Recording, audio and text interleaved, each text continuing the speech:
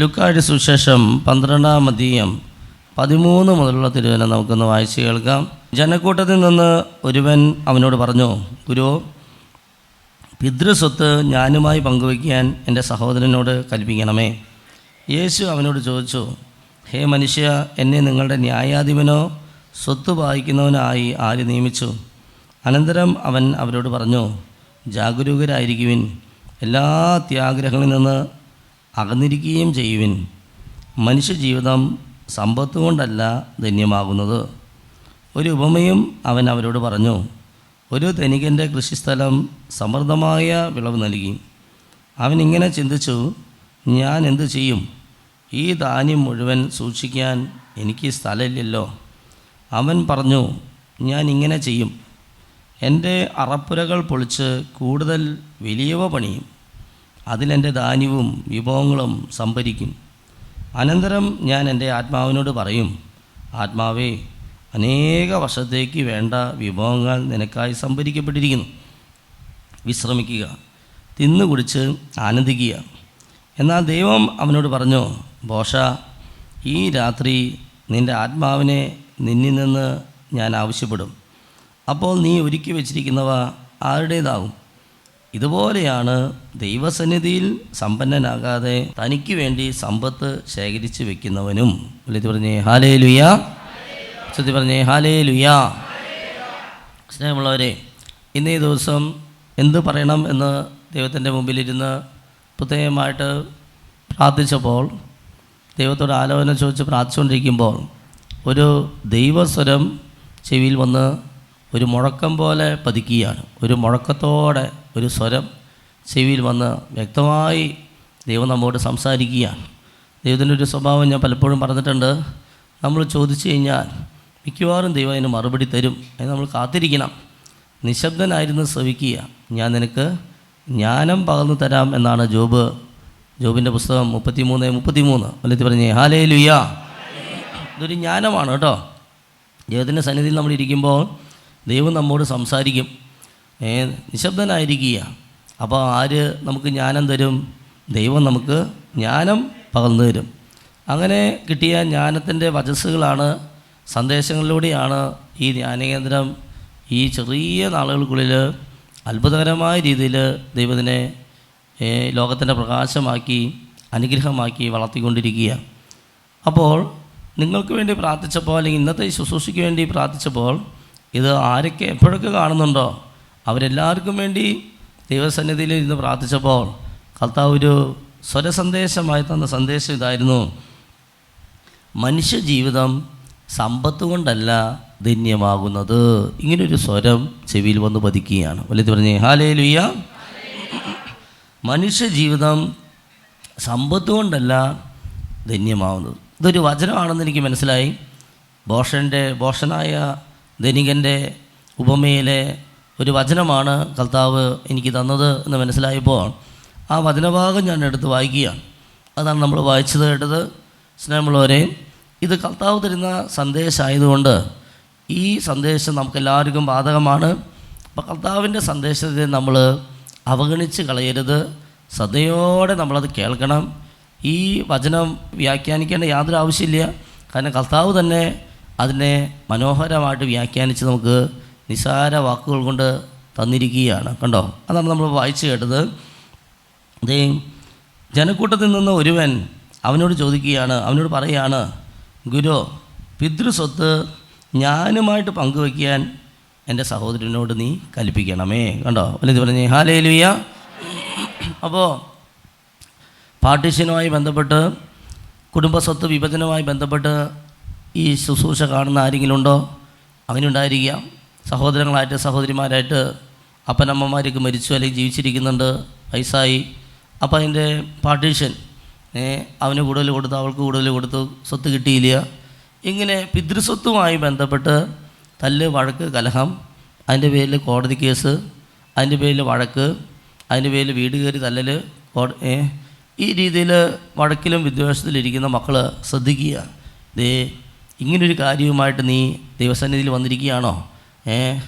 ഈ എൻ്റെ അപ്പച്ചൻ അമ്മ എനിക്ക് വേണ്ടത്ര സ്വത്ത് തന്നില്ല, ഇങ്ങനെയൊക്കെയുള്ള പരാതിയുമായിട്ട് വന്നവരൊക്കെ ഉണ്ടെങ്കിൽ ശ്രദ്ധിച്ചോട്ടാ. വർഷങ്ങൾക്ക് മുമ്പ് യേശു ഈ ഭൂമിയിൽ പാലസ്തീനായിൽ ജീവിച്ചിരുന്ന കാലഘട്ടത്തിൽ ഇങ്ങനെ ഒരു കാര്യവുമായിട്ട് ഒരു ഫാമിലി ഈശോയുടെ അടുത്തേക്ക് വരികയാണ്. അയാൾ വന്നിട്ട് പറയുകയാണ്, ഗുരു, അയാളുടെ വലിയൊരു ന്യായമായിട്ടാണ് പറയണേ, എന്തോ വലിയൊരു കാര്യം പറയണ പോലെ അയാൾ വന്നിട്ട് പറയണേ, പിതൃസ്വത്ത് ഞാനുമായിട്ട് പങ്കുവയ്ക്കാൻ എൻ്റെ സഹോദരനോട് നീ അതിൽ ഇടപെട് ഇങ്ങനെ പറയുകയാണ്. ഈശോയുടെ സ്വഭാവം കണ്ടോ? യേശു ചോദിച്ചു നോക്കിയേ. യേശു അവനോട് ചോദിച്ചു, ഹേ മനുഷ്യ, എന്നെ നിങ്ങളുടെ ന്യായാധിപനോ സ്വത്ത് വായിക്കുന്നവനായി ആര് നിയമിച്ചു? കണ്ടോ, ഈശോയ്ക്ക് ഇങ്ങനെയുള്ള കാര്യങ്ങളിലുള്ള താല്പര്യക്കുറവ് ഉടനെ കർത്താവ് സ്പഷ്ടമായിട്ട് പ്രകടിപ്പിക്കുകയാണ്. വലുത് പറഞ്ഞേ ഹല്ലേലൂയാ. നമ്മുടെ സ്വഭാവം പോലെയല്ലാട്ട് ഈശോയുടെ സ്വഭാവം. ഈശോയ്ക്ക് ഇങ്ങനത്തെ കാര്യങ്ങളൊന്നും താല്പര്യമില്ല. അപ്പോൾ ഈ സ്വത്തിൻ്റെ കാര്യം, പണത്തിൻ്റെ കാര്യം, ജോലി, അതൊക്കെ ആവശ്യമുള്ളത് തന്നെയാണ് മനുഷ്യന്. പക്ഷേ അതിലൊന്നും ഈ അള്ളിപ്പിടുത്തില്ലാത്ത ആളായിരുന്നു നമ്മുടെ കർത്താവ്. കർത്താവിന് അതിനെപ്പറ്റി വലിയൊരു പ്രാധാന്യമോ, അതാണ് വളരെ ഇമ്പോർട്ടൻ്റ്, അങ്ങനെ ഒരു ചിന്തയില്ല. മനസ്സിലായോ? ജനിച്ചത് തന്നെ കാലിത്തൊഴുത്തിലാണ്. യേശു ഈ ഭൂമിയിലേക്ക് വന്നപ്പോൾ എവിടെയായിരിക്കും ഞാൻ ജനിക്കുക, എവിടെയായിരിക്കും ഞാൻ വളരുക, എവിടെയായിരിക്കും ഞാൻ മരിക്കുക, എവിടെയായിരിക്കും ഞാൻ അടക്കുക, ഇതിനെപ്പറ്റിയൊന്നും ഈശോയ്ക്ക് യാതൊരു ടെൻഷൻ ഉണ്ടായിരുന്നില്ല എന്നാണ് പറയുക. ജനിച്ചത് കാലിത്തൊഴുത്തിലാണ്, വളർന്നത് ഒരു നസ്രത്തിലെ ഒരു കൊച്ചു കുടിലാണ് വളർന്നത്. മനസ്സിലായോ? പിന്നെ മരിച്ചതോ ഈ ദുഷ്ടന്മാരൊരുക്കിയ കുരിശന്മേൽ കിടന്നിട്ടാണ് മരിക്കുന്നത്. അടക്കിയതോ ഒരു കല്ലറയിൽ, ആടെ ഒരു കല്ലറ അവിടെ ഉണ്ടായിരുന്നു, അവിടെ നിന്ന് അടക്കി. മനസ്സിലായോ? ഒന്നും അന്വേഷിച്ച് പോയില്ല. പക്ഷേ സ്വർഗ്ഗസ്ഥനായ പിതാവ് എല്ലാം ദൈവം ഈ മകന് ഒരുക്കി കൊടുക്കുകയാണ്. വലുത് പറഞ്ഞേ ഹല്ലേലൂയാ, ഹല്ലേലൂയാ. അതുകൊണ്ടാണ് എൻ്റെ പ്രിയ സഹോദരങ്ങളെ, ഈ ബോഷനായ ധനികൻ്റെ ഉപമ കഴിഞ്ഞ് വരുന്ന വചനഭാഗം ഏതാണെന്നറിയോ നിങ്ങൾക്ക്? അതാണ് ദൈവപരിപാലനയിൽ ആശ്രയിക്കുക എന്ന വചനഭാഗം. മനസ്സിലായോ? ഈ ബോഷനായ ധനികൻ്റെ ഉപമ പറഞ്ഞതിന് ശേഷം ഈശോ പറയാണ് 22-ാമത്തെ വാക്യം, വീണ്ടും അവൻ ശിഷ്യന്മാരോട് അരുൾ ചെയ്തു, അതിനാൽ ഞാൻ നിങ്ങളോട് പറയാണ്, ഇങ്ങനെയുള്ള കാര്യങ്ങളെപ്പറ്റി കൂടുതൽ ടെൻഷൻ അടിച്ച് നടക്കല്ലേ. നമുക്കറിയാതെ ഈ കാലഘട്ടത്തിന് യോജിച്ചൊരു വചനഭാഗം ഈശോ തന്നത്. കാരണം അച്ഛനറിയാം, ഞാൻ ഇമ്പോൾ 2:30 മുതൽ ആൾക്കാരെ കാണാൻ നിൽക്കുമ്പോഴോ ഈ നാളുകളിലൊക്കെ ഇപ്പോൾ ഇന്നലെ മിഞ്ഞാന്ന് ധ്യാനം കഴിഞ്ഞു, അപ്പോഴൊക്കെ എന്താണ് ഈ ആളുകളുടെ നിയോഗം? ഇപ്പോൾ നിങ്ങൾ വന്നിരിക്കുന്നത് തന്നെ അതുകൊണ്ടാണല്ലോ കർത്താവ് നമുക്കെല്ലാവർക്കും ഈ സന്ദേശം, എനിക്കിടയ്ക്ക് നമുക്കെല്ലാവർക്കുമുള്ള സന്ദേശമാണ്. എല്ലാം കാനഡയിൽ പോകണം, വിദേശയാത്ര തടസ്സം മാറണം, അയർലൻഡിൽ പോകണം, UK പോകണം, ജർമ്മനിക്ക് പോകണം. ഈ കാലഘട്ടത്തിൽ ഏറ്റവും കൂടുതൽ ആൾക്കാർ വരുന്നത് അതാണ്, ഒരു നിയോഗം. OET എന്തൊക്കെ പാസ്സാവണം, IELTS പാസ്സാവണം. കുറേ മൊബൈലിലേക്ക് മെസ്സേജ് വരും എനിക്ക്, മൊബൈലിൽ മെസ്സേജ്, അച്ഛാ പ്രാർത്ഥിക്കണം, ഇന്ന് മോൾക്ക് അങ്ങനെയാണ്, മൗന അങ്ങനെയാണ്, അവനങ്ങനെയാണ്, അല്ലെങ്കിൽ ജോലി കിട്ടണം, ശമ്പളം കൂടുതൽ കിട്ടണം, പ്രൊമോഷൻ കിട്ടണം, ഇങ്ങനെ ഈ ഭൗതികമായ മേഖലയിൽ കണ്ടമാനം ഈ ഒരു പ്രാർത്ഥനാ നിയോഗം. ഇപ്പോൾ ഇതിലിട്ടുണ്ടാവും കുറേ പ്രാർത്ഥനാ നിയോഗം. നമ്മുടെ നിയോഗങ്ങൾ ഭൂരിഭാഗം ഇങ്ങനെയുള്ള ഈ മനുഷ്യൻ പറഞ്ഞില്ലേ, ആ മനുഷ്യൻ വന്ന് പറഞ്ഞില്ലേ, പിതൃസ്വത്ത് ഞാനുമായിട്ട് വായിക്കാൻ എൻ്റെ സഹോദരനോട് നീ കൽപ്പിക്കണേ എന്നാണ് പറഞ്ഞത്. അപ്പോൾ ഈശോ പറയുകയാണ്, ഹേ മനുഷ്യ, എന്നെ നിങ്ങളുടെ ന്യായാധിപനോ സ്വത്ത് വായിക്കുന്നവനായി ആര് നിയമിച്ചു? അനന്തരം അവൻ അവരോട് പറയുകയാണ്, ഓരോ വാക്കും ശ്രദ്ധിക്കുക, ജാഗരൂകരായിരിക്കുക. മനസ്സിലായോ? ശ്രദ്ധിച്ചോളോട്ടാ, ജാഗരൂകരായിരുന്നോളോ. എല്ലാ അത്യാഗ്രഹങ്ങളിൽ നിന്ന് അകന്നിരിക്കുകയും ചെയ്യുവിൻ. മനുഷ്യജീവിതം സമ്പത്ത് കൊണ്ടല്ല ധന്യമാകുന്നത്. വലുത് പറഞ്ഞേ ഹല്ലേലൂയാ.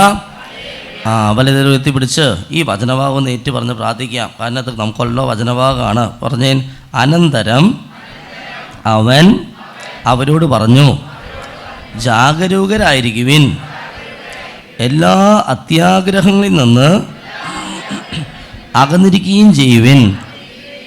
മനുഷ്യജീവിതം സമ്പത്ത് കൊണ്ടല്ല ധന്യമാകുന്നത്.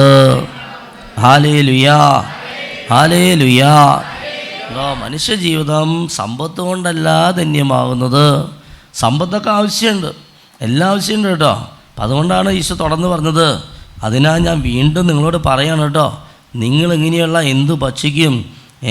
ഇപ്പോൾ വന്നില്ല അച്ഛൻ നേരത്തെ പറഞ്ഞു, ജോലിയില്ലാത്തവർ എന്ത് പാനം ചെയ്യും, എന്ത് ധരിക്കും? ഇതൊന്നും പറ്റി ചിന്തിച്ച ശരീരത്തെ പറ്റിയോ നിങ്ങൾ ആകുലരാകേണ്ട. എന്തെന്നാൽ ജീവൻ ഭക്ഷണത്തിനും ശരീരം വസ്ത്രത്തിനുപരിയാണ്.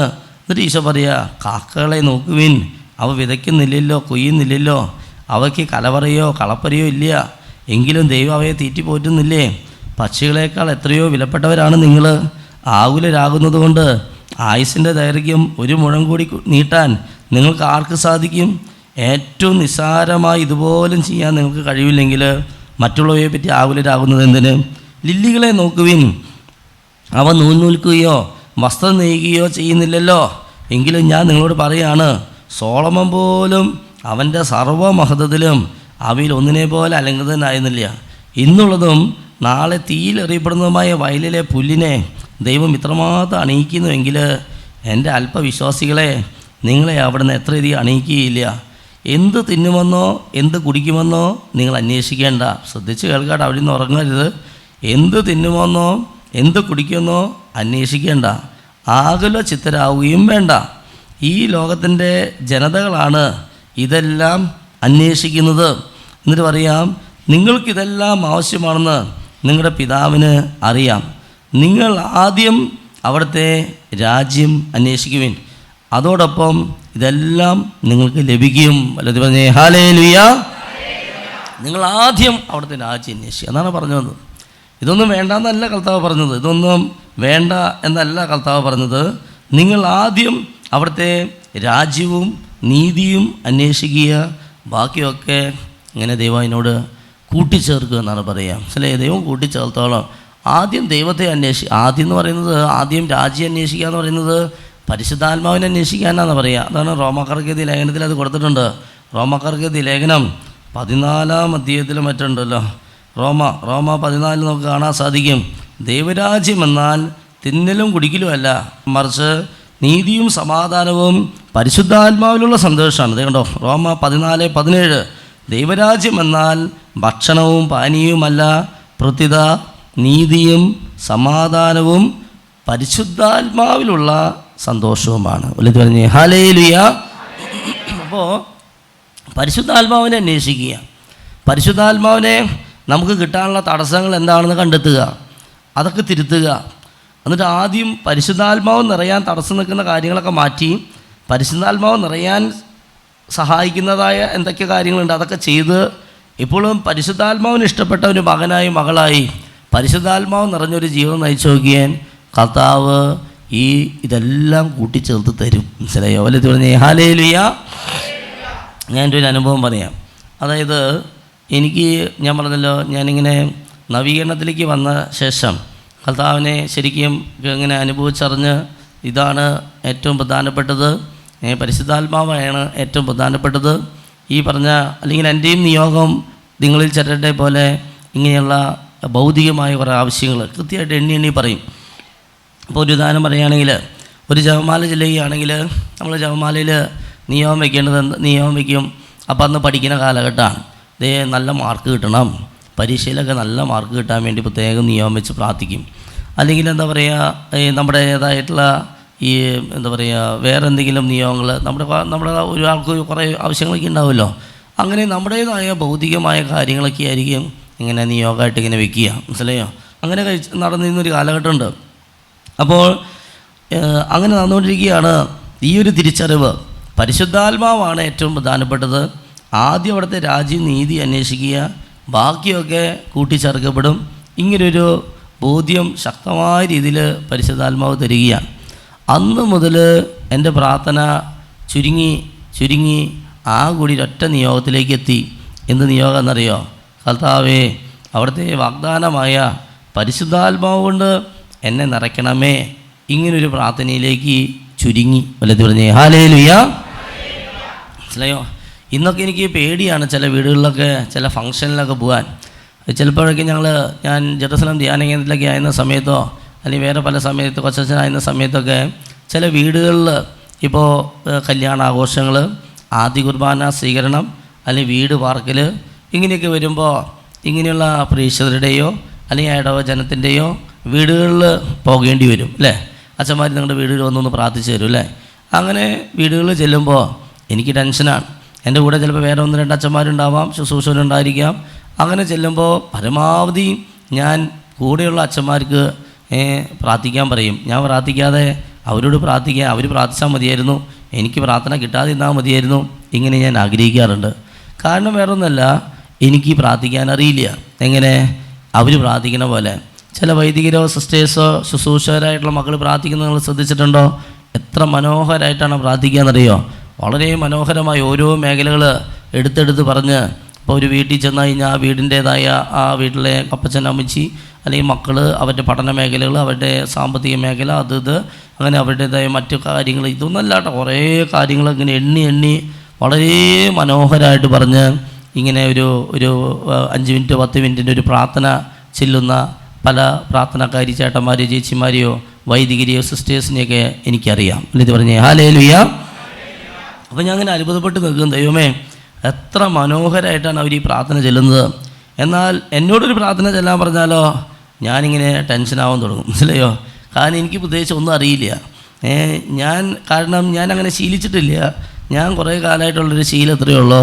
ജപമാല ചെല്ലാൻ തുടങ്ങിയാൽ, ഞാനിപ്പോൾ ജപമാല ചെല്ലാണെങ്കിൽ എൻ്റെ പ്രിയ സഹോദരനെ ശ്രദ്ധിച്ചോ, അച്ഛൻ്റെ പേഴ്സണൽ ജപമാലയിൽ മുഴുവനും ദൈവമേ അവിടുത്തെ പരിശുദ്ധാത്മാവ് കൊണ്ട് എന്നെ നിറയ്ക്കണമേ, പരിശുദ്ധാത്മാവിൻ്റെ ഫലങ്ങൾ എനിക്ക് തരണമേ, പരിശുദ്ധാത്മാവിൻ്റെ ദാനങ്ങൾ എനിക്ക് തരണമേ, പരിശുദ്ധാത്മാവിൻ്റെ വരങ്ങൾ എനിക്ക് തരണമേ. ഇനി പരിശുദ്ധാത്മാവ് ഇതിങ്ങനെ കോമണായിട്ട് പറയും. അതിനുശേഷം ഓരോ രഹസ്യം 1, 2, 3 അങ്ങനെ ചെല്ലും. പിന്നെ ഇതിൽ തന്നെ പരിശുദ്ധാത്മാവിൻ്റെ ഫലങ്ങൾ, വിശ്വാസം എന്ന പുണ്യം തരണേ, 10 നന്മ ചൊല്ലി പ്രാർത്ഥിക്കുക. ശരണം ഈ പുണ്യത്തിന് വേണ്ടി, അല്ലെങ്കിൽ ക്ഷമ, ദയ, നന്മ, അതിങ്ങനെ എടുത്തെടുത്ത് അങ്ങനെ ഒരു ജപമാലയോ 4 ജപമാല 5 ജപമാല ചെല്ലുകയാണെങ്കിൽ അത് മുഴുവനും ഈ പരിശുദ്ധാത്മാവ് ഈ ഒരു ഇതിൽ കിടന്ന് ഇങ്ങനെ വട്ടം തിരിയുള്ളൂ. മനസ്സിലായോ? അതിൻ്റെ പുറത്തേക്ക് അധികം പോകാറില്ല. ഹല്ലേലൂയ. അപ്പം എന്നോടൊരു വീട്ടിൽ കയറിയിട്ട് ഇപ്പം നിങ്ങളുടെ വീട്ടിൽ അച്ഛൻ വരാണ്, അച്ഛൻ ഒരു പ്രാർത്ഥന ചെല്ലിയെന്ന് പറഞ്ഞു കഴിഞ്ഞാൽ ഞാൻ ചെല്ലുന്നത് എന്തായിരിക്കും? കർത്താവേ ഈ വീട്ടിലെ അപ്പച്ചനെയും അമ്മച്ചിനെയും പരിശുദ്ധാത്മാവിനെ നിറയ്ക്കണമേ, ഈ വീട്ടിലെ മക്കളെ പരിശുദ്ധാത്മാവിനെ നിറയ്ക്കണമേ, ഈ വീട്ടിലെ ഇവരുടെ സാമ്പത്തിക മേഖലയെ പരിശുദ്ധാത്മാവിനെ നിറയ്ക്കണമേ. ഈ കേട്ട് നിന്നവർക്ക് തന്നെ എന്താ തോന്നുന്നു, ഈ അച്ഛൻ ഇതല്ലാതെ വേറൊന്നും പറയാനില്ലേ? ഈ പരിശുദ്ധാത്മാവ് എന്ന് കുറേ സമയമായല്ലോ പറഞ്ഞുകൊണ്ടിരിക്കുന്നത്, ഇങ്ങനെ തോന്നും. മനസ്സിലായോ? അപ്പോൾ എൻ്റെ പ്രിയ സഹോദരങ്ങളെ, ഇങ്ങനെ എൻ്റെ പ്രാർത്ഥന മുഴുവനും പരിശുദ്ധാത്മാവ് എന്നൊരൊറ്റൊരു തൃത്വത്തിൽ 3ാമത്തെ ആളിലേക്ക് ചുരുങ്ങി. അങ്ങനെ ചുരുങ്ങിയോട് കൂടിയിട്ടാണ് ഈ പറഞ്ഞ വചനം വളരെ കറക്റ്റാണ് കേട്ടോ. നിങ്ങൾ ആദ്യം അവിടുത്തെ രാജ്യം അന്വേഷിച്ചോ, ബാക്കിയൊക്കെ ദൈവം അങ്ങനെ കൂട്ടിച്ചേർക്കും. മനസ്സിലായി? പറഞ്ഞേ ഹല്ലേലൂയ. പഠനത്തെ പറ്റി ചോദിക്കലില്ല. അന്ന് ഞാൻ ധർമ്മരാം കോളേജിൽ പഠിക്കുന്ന സമയം അത്രമാത്രം പഠിക്കാനുണ്ട്, അത്രമാത്രം സെമിനാറിൽ പഠിക്കാനുണ്ടായിരുന്നു. ഡിഗ്രി പഠിക്കുന്ന സമയം ഇരിഞ്ഞാലക്കുട ക്രൈസ്റ്റ് കോളേജിൽ അത്രമാത്രം പഠിക്കാനുണ്ടാവും. അപ്പോൾ ഈ പഠനത്തിൽ നല്ല മാർക്ക് കിട്ടണേ എന്നൊരിക്കൽ പോലും പറയില്ല, മറിച്ച് പരിശുദ്ധാത്മാവിനെ നിറയ്ക്കണേ. അങ്ങനെ പ്രാർത്ഥിച്ച സമയത്തൊക്കെ ആ പരീക്ഷ ഡിഗ്രി പഠനം വലിയൊരു ശതമാനം മാർക്കോടെ പാസ്സായി. ധർമ്മരാം കോളേജിലെ ഫിലോസഫി തിയോളജി പഠനം വലിയ മാർക്കോടെ, അതിനുള്ള കഴിവോ അറിവുണ്ടായിട്ടൊന്നുമല്ല. അങ്ങനെ പഠന മേഖലകളാണെങ്കിലും ആരോഗ്യത്തിൻ്റെ മേഖലയാണെങ്കിലും വേറെ ശുശ്രൂഷ മേഖലയാണ്. ഇപ്പോൾ ദൈവം ഒത്തിരിയേറെ എന്നെ വളർത്തുന്നു, അനുഗ്രഹിക്കുന്നതായിട്ട് എനിക്ക് അനുഭവപ്പെടുന്നുണ്ട്. അതെന്തുകൊണ്ടാണെന്ന് ഞാനിപ്പോൾ തന്നെ നിങ്ങളോട് പറയുകയാണ്. പരിശുദ്ധാത്മാവ് നിറയാൻ വേണ്ടി പ്രാർത്ഥിക്കുകയാണ്. പരിശുദ്ധാത്മാവ് നമ്മുടെ പ്രാർത്ഥനകളൊക്കെ ധാരാളം സമ്പത്ത് വന്നു കൂടണേ കർത്താവേ, ധാരാളം സമ്പത്ത് വന്നു കൂടണേ പരിശുദ്ധാത്മാവേ, അങ്ങനെയല്ല നമ്മൾ പ്രാർത്ഥിക്കുക. നമ്മൾ പരിശുദ്ധാത്മാവിനെ നിറയ്ക്കണേ, ഈ സെൻറ്ററിനെ പരിശുദ്ധാത്മാവ് നിറയ്ക്കണമേ, ഇവിടെ വരുന്നവരെ പരിശുദ്ധാത്മാവിനെ നിറയ്ക്കണമേ, അനേക കാര്യങ്ങളെ പരിശുദ്ധാത്മാവിടെ കൂട്ടിക്കൊണ്ട് വരണമേ. ഇങ്ങനെ പരിശുദ്ധാത്മാവിന് 1ാം സ്ഥാനം കൊടുക്കുകയാണ്. വലുത് പറഞ്ഞേ ഹല്ലേലൂയ. മനസ്സിലായോ? അപ്പം നീ ആദ്യം നീയും നിൻ്റെ കുടുംബത്തിലുള്ളവരും പരിശുദ്ധാത്മാവ് നിറയാൻ വേണ്ടി പ്രാർത്ഥിക്കും. ഇപ്പോൾ ഒരു മദ്യപാനിയായ ഒരു ഭർത്താവ് നിനക്കുണ്ടെന്ന് കരുതുക. കർത്താവേ എൻ്റെ ഭർത്താവിൻ്റെ മദ്യപാനം മാറ്റണേ. അങ്ങനെയല്ല നീ പ്രാർത്ഥിക്കേണ്ടത്, മറിച്ച് എന്ത് ചെയ്യേണ്ടത്? കർത്താവേ എൻ്റെ ഭർത്താവിനെ പരിശുദ്ധാത്മാവിനെ നിറയ്ക്കണേ. വഴിവിട്ട ജീവിതം നയിക്കുന്ന ഒരു പെൺകുട്ടി ആൺകുട്ടി ഉണ്ടെന്ന് കരുത്, അല്ലെങ്കിൽ ഒരു ഭാര്യ ഉണ്ടെന്ന് കരുത്. ആ ഭാര്യയെ പരിശുദ്ധാത്മാവിനെ നിറയ്ക്കാൻ വേണ്ടി ഭർത്താവ് പ്രാർത്ഥിക്കണം, മക്കൾ പ്രാർത്ഥിക്കണം. മക്കളെ പരിശുദ്ധാത്മാവിനെ നിറയ്ക്കണേ. വളരെ ശത്രുക്കളായിട്ടുള്ള നമുക്ക് ഒത്തിരി ദ്രോഹം ചെയ്യുന്നൊരു അയൽപ്പക്കാരി നമുക്കുണ്ടെന്ന് കരുതുക. നമ്മളെന്താ ചെയ്യേണ്ടത്? പരിശുദ്ധാത്മാവ് നിറയാൻ വേണ്ടി പ്രാർത്ഥിക്കും. ഈശോയെ ആ വ്യക്തിയെ പരിശുദ്ധാത്മാവിനെ നിറയ്ക്കണമേ, നമ്മുടെ അധികാരികളെ പരിശുദ്ധാത്മാവിനെ നിറയ്ക്കണമേ. നമ്മുടെ ഇടവ വികാരിച്ചൻ ഒരു ചൂടൻ അച്ഛനാന്ന് കരുത്, നമുക്ക് അച്ഛൻ്റെ സ്വഭാവം കൊണ്ട് ഇഷ്ടപ്പെടുന്നില്ല, അച്ഛനെ നമ്മൾ കുറ്റപ്പെടുത്തല്ല വേണ്ടത്. ആ അച്ഛനെ പരിശുദ്ധാത്മാവിനും സമർപ്പിക്കുക, പരിശുദ്ധാത്മാവിനെ നിറയ്ക്കണേ. ഇങ്ങനെ നമ്മുടെ പ്രാർത്ഥനകളെല്ലാം ആദ്യം അവിടുത്തെ രാജ്യം അന്വേഷിക്കുന്ന അവസ്ഥയിലേക്ക് വന്നു നോക്കിയേ. ബാക്കിയൊക്കെ കൂട്ടിച്ചേർക്കപ്പെടും. അല്ലെങ്കിൽ പറഞ്ഞേ ഹല്ലേലൂയ. അതുകൊണ്ടാണ് ഇത് പറയുകയാണ്, എൻ്റെ പ്രിയ സഹോദരങ്ങളെ, മനുഷ്യ ജീവിതം സമ്പത്ത് കൊണ്ടല്ല ധന്യമാകുന്നത്. ആ വാക്കുകൾ ഉറപ്പിക്കുക. മനുഷ്യ ജീവിതം സമ്പത്തിലല്ല ധന്യം. സമ്പത്തൊക്കെ വരും. അതിന് യേശു പറയുന്നത് സമ്പത്ത് വേണ്ടെന്നല്ല യേശു പറഞ്ഞത്. ആദ്യം അവിടുത്തെ രാജ്യവും നീതി അന്വേഷിക്കുക. ബാക്കി ഈ സമ്പത്തും സ്ഥാനമാനങ്ങളും മറ്റൊക്കെ നമുക്ക് കൂട്ടിച്ചേർക്കപ്പെടും. എന്നിട്ട് അതിൻ്റെ അവസാനത്തെ വാക്യം എന്താണെന്നറിയോ? 32-ാമത്തെ വാക്യം, ലൂക്ക 12:32. ചെറിയ അജഗണമേ, നിങ്ങൾ പേടിക്കേണ്ട, ഭയപ്പെടേണ്ട. എന്തെന്നാൽ നിങ്ങൾക്ക് രാജ്യം നൽകാൻ നിങ്ങളുടെ പിതാവ് പ്രസാദിച്ചിരിക്കുന്നു. നിങ്ങളുടെ സമ്പത്ത് വിറ്റ് ദാനം ചെയ്യുവിൻ. പഴകിപ്പോകാത്ത പണസഞ്ചികൾ കരുതി വയ്ക്കുവിൻ. ഇതൊക്കെ ആരെങ്കിലും ശ്രദ്ധിക്കുന്നുണ്ടോ? പഴകിപ്പോകാത്ത പണസഞ്ചികൾ കരുതി വയ്ക്കുവിൻ. ഒടുങ്ങാത്ത നിക്ഷേപം സ്വർഗത്തിൽ സംഭരിച്ചു വയ്ക്കുവിൻ. കണ്ടോ, അവിടെ കള്ളന്മാർ കടന്നു വരികയോ ചിതൽ നശിപ്പിക്കുകയോ ഇല്ല. നിൻ്റെ നിക്ഷേപം എവിടെയോ അവിടെയായിരിക്കും നിൻ്റെ ഹൃദയവും. അല്ലേ പറഞ്ഞേ ഹല്ലേലൂയ. ഈ വചനങ്ങളൊക്കെ ശ്രദ്ധിക്കുന്നുണ്ടോ? പഴകിപ്പോകാത്ത പണസഞ്ചി കരുതി വയ്ക്കാൻ പറയുകയാണ്. മനസ്സിലെ പഴകിപ്പോകാത്തത് കേട്ടോ. നമ്മുടെ കയ്യിലുള്ള പണസഞ്ചിക്ക് പഴകിപ്പോകും കേട്ടോ. ഒടുങ്ങാത്ത നിക്ഷേപം സ്വർഗത്തിൽ സംഭരിച്ചു വയ്ക്കാൻ പറയുക. ഒടുങ്ങാത്ത നിക്ഷേപം സ്വർഗത്തിൽ സംഭരിച്ചു വയ്ക്കാൻ പറയുകയാണ്. അല്ലയോ, ഇങ്ങനൊരു കഴിഞ്ഞ ഇവിടുത്തെ ഏപ്രിൽ മാസം നടന്ന കൺവെൻഷൻ, എൽ റുഹ ബൈബിൾ കൺവെൻഷൻ, ആ കൺവെൻഷന് വേണ്ടി പ്രാർത്ഥിച്ചുകൊണ്ടിരുന്നപ്പോൾ കർത്താവ് കുറേ സന്ദേശങ്ങൾ തന്നത് നിങ്ങൾക്ക് പലർക്കും കിട്ടിയിട്ടുണ്ടാവും. അല്ലാത്തൊരു ഓഫീസിൽ ചോദിച്ചു കഴിഞ്ഞാൽ കിട്ടും. ഒരു കടലാസ്, എൽ റുഹ ബൈബിൾ കൺവെൻഷൻ പ്രഥമ കൺവെൻഷൻ്റെ കർത്താവ് തന്ന ദൈവിക സന്ദേശങ്ങളുടെ ഒരു കടലാസ് നിങ്ങൾക്ക് അവിടെ നിന്ന് ചോദിച്ചാൽ കിട്ടും. അതിലൊരു സന്ദേശം എന്താണെന്നറിയോ? അന്ന് പ്രാർത്ഥന കിട്ടിയ സന്ദേശമാണ്.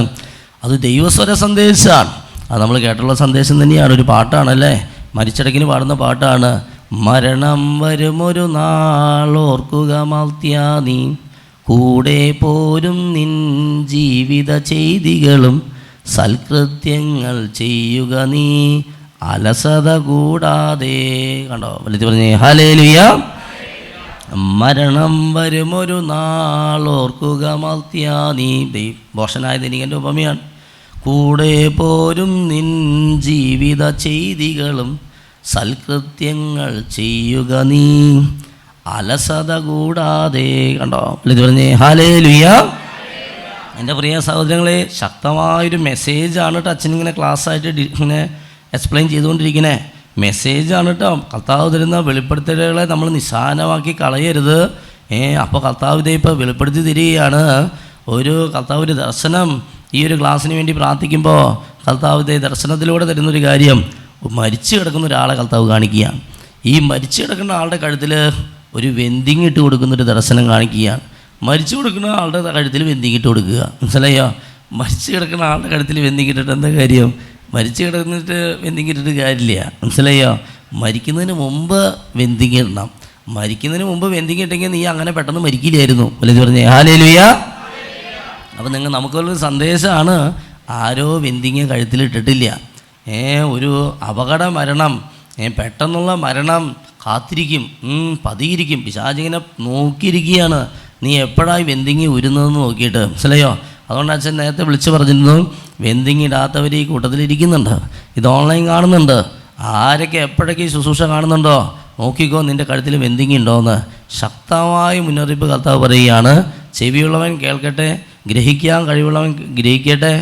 ജെറമിയ പ്രവാചന പുസ്തകത്തിൽ 9-ാം അധ്യായത്തിൽ പറഞ്ഞ പോലെ, അവർ എൻ്റെ വചനം ശ്രവിക്കുകയോ എൻ്റെ നിയമം അനുസരിക്കുകയോ ചെയ്തില്ല. വലുത് പറഞ്ഞേ ഹല്ലേലൂയ. അവർ എൻ്റെ വചനം ശ്രവിക്കുകയോ എൻ്റെ നിയമം അനുസരിക്കുകയോ ചെയ്തില്ല. മനസ്സിലായോ? അതുകൊണ്ടാണ് ഈ തകർച്ച. എന്ത്? മരണം. മനസ്സിലായോ? മരണം. മരിച്ചതിന് ശേഷം വെന്തിങ്ങിടുന്ന ദർശനം. മരിച്ചതിന് ശേഷം വെന്തിങ്ങിട്ടിട്ട് എന്താ കാര്യം? മനസ്സിലായോ? മരിക്കുന്നതിന് മുമ്പ് വെന്തിങ്ങിട്ട് കഴിഞ്ഞാൽ അത് എത്രയോ പ്രാവശ്യം ഇവിടുന്ന് പറയുന്നുണ്ടെന്നറിയോ? എത്രയോ പ്രാവശ്യം വെന്തിങ്ങിട്ടോളോട്ടാ ഇങ്ങനെ പറഞ്ഞുകൊണ്ടിരിക്കുന്നുണ്ട്. നീ ആദ്യം ദൈവം പറയുന്നത് എന്താണെന്ന് അന്വേഷിക്കുക. നീ ആദ്യം എന്താ ദൈവം പറയുന്നത് എന്ന് അന്വേഷിക്കുക. എന്നിട്ട് അതുപോലെ ചെയ്യും. ബാക്കിയൊക്കെ കൂട്ടിച്ചേർക്കുക. അതുകൊണ്ടാണ് നിങ്ങൾക്ക് ഇവിടുന്നൊരു കടലാസിൽ ആ ദൈവിക സന്ദേശങ്ങൾ എന്ന പേരുള്ള പ്രഥമ എൽ റുഹ ബൈബിൾ കൺവെൻഷൻ്റെ കടലാസ് നിങ്ങൾക്ക് തരുന്നതിൻ്റെ കാരണം, ഒരാളെങ്കിലും അത് വായിച്ചു നോക്കുക. ഇന്നാൾ ഞാനിത് തന്ന സമയത്ത് ഒരു ചേച്ചി ഇവിടെ നിന്ന് വായിച്ചു നോക്കുക, വളരെ കാര്യമായിട്ട് അത് വായിച്ചു നോക്കിയിട്ടുണ്ട്, വളരെ അറ്റൻറ്റീവായിട്ട് അതിങ്ങനെ വായിച്ചു. എനിക്ക് അത്ഭുതപ്പെട്ടു പോയി. അങ്ങനെ ആ ചേച്ചി മാത്രം വായിക്കുന്നത് ഞാൻ കണ്ടുള്ളൂ. ഞാൻ കടലാസ് ഇങ്ങനെ വായിക്കുക, എന്താ അച്ചയിൽ എഴുതി വെച്ചിരിങ്ങനെ, എന്താ കർത്താവ് തന്ന വെളിപ്പെടുത്തൽ എന്തൊക്കെയാണ്. അപ്പോൾ അതിൽ എഴുതിയിട്ടുണ്ട്, മാതാവിനോട് പ്രാർത്ഥിക്കുക എഴുതിയിട്ടുണ്ട്, റാഫേൽ മാലാവിയോട് പ്രാർത്ഥിക്കുക എഴുതിയിട്ടുണ്ട്, പിന്നെ കുറേ കാര്യം ദശാംശം കൊടുക്കുക എഴുതിയിട്ടുണ്ട്, പിന്നെ സ്തുതിച്ച് പ്രാർത്ഥിക്കാൻ എഴുതിയിട്ടുണ്ട്, തുറന്ന് സംസാരിക്കാനായിട്ട് എഴുതിയിട്ടുണ്ട്, പശ്ചാത്താപിക്കണമെന്ന് എഴുതിയിട്ട്, വലിയ സഹനം വരാൻ സാധ്യതയുണ്ട്, തുറന്ന് പശ്ചാത്താപിക്കണമെന്ന് എഴുതിയിട്ടുണ്ട്. ഇങ്ങനെ എന്തെല്ലാം കാര്യങ്ങൾ അതിൽ എഴുതി വെച്ചിരിക്കണമെന്നറിയോ? ആ പറഞ്ഞ പോലെ ചെയ്തു നോക്കിയേ.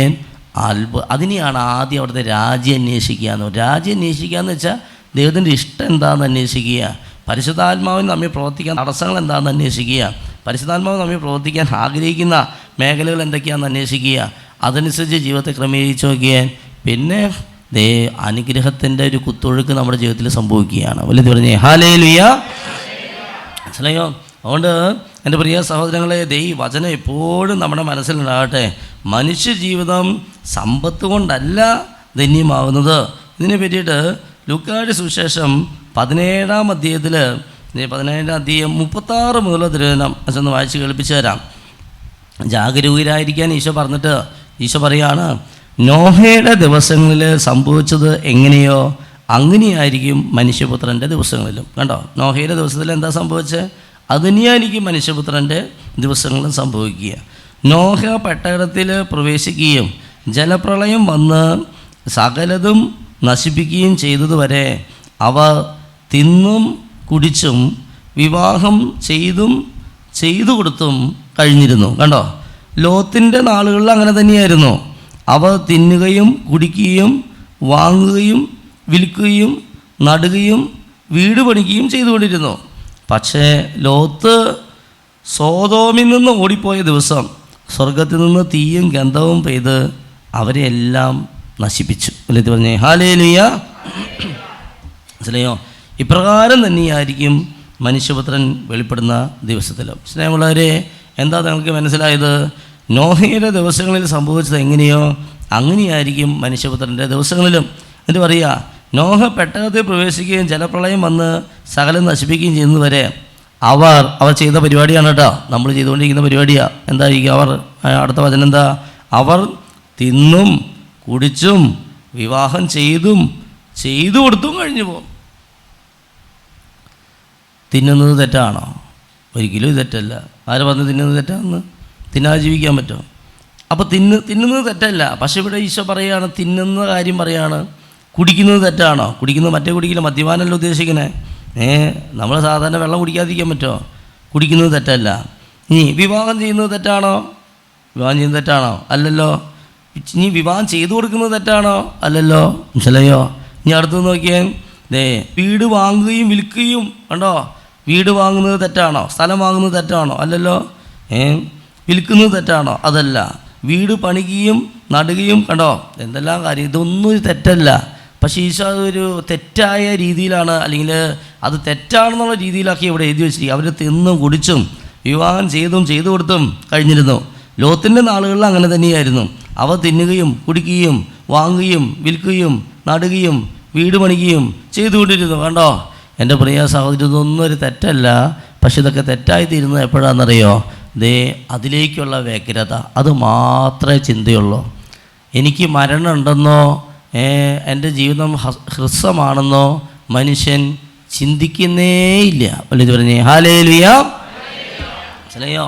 തനിക്ക് മരണമുണ്ടെന്നോ തൻ്റെ ജീവിതം ഹ്രസ്വമാണെന്നോ അവൻ ചിന്തിക്കുന്നേ ഇല്ല എന്നാണ്. അതുകൊണ്ടാണ് പ്രഭാഷകൻ്റെ പുസ്തകത്തിൽ 28-ാം അധ്യായത്തിൽ പറയുകയാണ്. പ്രഭാഷകൻ്റെ പുസ്തകം 28-ാം അധ്യായത്തിൽ പറയുന്നുണ്ട്, എപ്പോഴും മരണത്തെപ്പറ്റി ചിന്തിക്കുക. മനസ്സിലായോ? ജീവിതാന്ത്യത്തെ ഓർത്തുന്ന ഈ ശത്രുത അവസാനിപ്പിക്കുക. അതേ പറയുക. ജ്ഞാനത്തിൻ്റെ പുസ്തകം 15:9, തനിക്ക് മരണം ഉണ്ടെന്നോ തൻ്റെ ജീവിതം ഹ്രസ്വമാണെന്നോ അവൻ ചിന്തിക്കുന്നേയില്ല.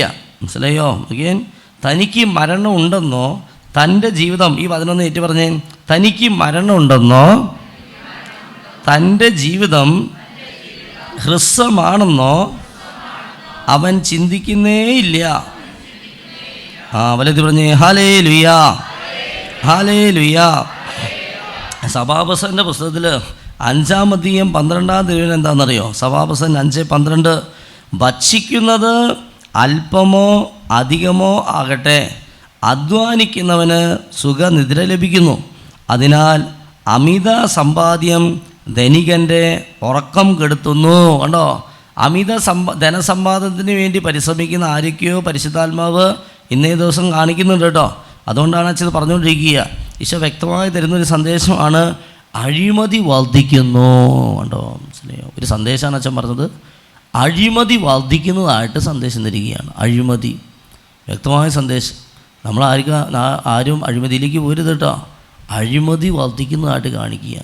അഴിമതി ഇല്ലീഗലായിട്ടുള്ള മേഖലയിലൂടെ ദൈവം ആഗ്രഹിക്കാത്ത രീതിയിലൂടെയൊക്കെ പണം കൂടുതൽ, നമുക്കർഹിക്കാത്ത പണം പല രീതിയിൽ സമ്പാദിക്കുന്ന ചില മക്കളെ പരിശുദ്ധാത്മാവ് കാണിക്കുക. അത് കൊള്ളപ്പലിശയായിരിക്കാം, വേറെ രീതിയിലൊക്കെ തട്ടിപ്പ് വെട്ടിപ്പ് കരിഞ്ചന്ത പൂഴ്ത്തിവെപ്പൊക്കെ ആയിരിക്കാം, അവകാശപ്പെട്ട് കൊടുക്കാത്തതായിരിക്കാം, എന്തെല്ലാം മേഖലയിലൊക്കെ പല രീതിയിൽ നുണ പറഞ്ഞ് പൈസ സമ്പാദിക്കുന്നതായിരിക്കാം, ബിസിനസ്സിലൊക്കെ ചെറിയ തട്ടിപ്പും വെട്ടിപ്പും ഇത്തിക്ക് ഇല്ലാക്കാതെയൊക്കെ പറഞ്ഞു വരുത്തി ആ രീതിയിലൊക്കെ ഇങ്ങനെ ഉണ്ടാക്കുന്നതായിരിക്കാം.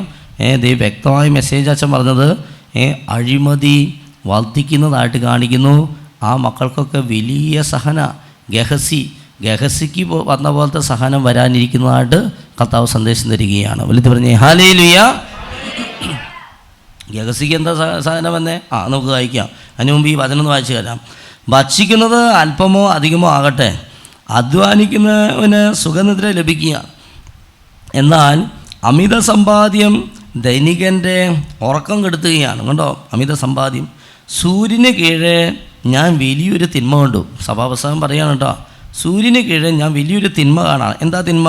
ധനികൻ തൻ്റെ തന്നെ നാശത്തിന് മുതൽ സൂക്ഷിക്കുകയാണ്. ധനികനെ തൻ്റെ തന്നെ നാശത്തിന് മുതൽ സൂക്ഷിക്കുന്നു. ഒരു സായാഹ്നത്തിൽ അത് നഷ്ടപ്പെടുന്നു. തൻ്റെ പുത്രന് കൊടുക്കാൻ അവൻ്റെ കൈവശം ഒന്നുമില്ലാതായി. അമ്മയുടെ ഉദരത്തിൽ നിന്ന് പുറത്തു വന്നതുപോലെ നഗ്നനായി തന്നെ അവൻ പോകും. അവൻ്റെ പ്രയത്നഫലത്തിലൊന്നും അവൻ കൊണ്ടുപോകില്ല. വലിയ പറഞ്ഞേ ഹല്ലേലൂയ. ഉണ്ടോ സ്നേഹോ? ഒരു സായാഹ്നത്തിൽ എല്ലാം കൂടെ നഷ്ടപ്പെടാണ്.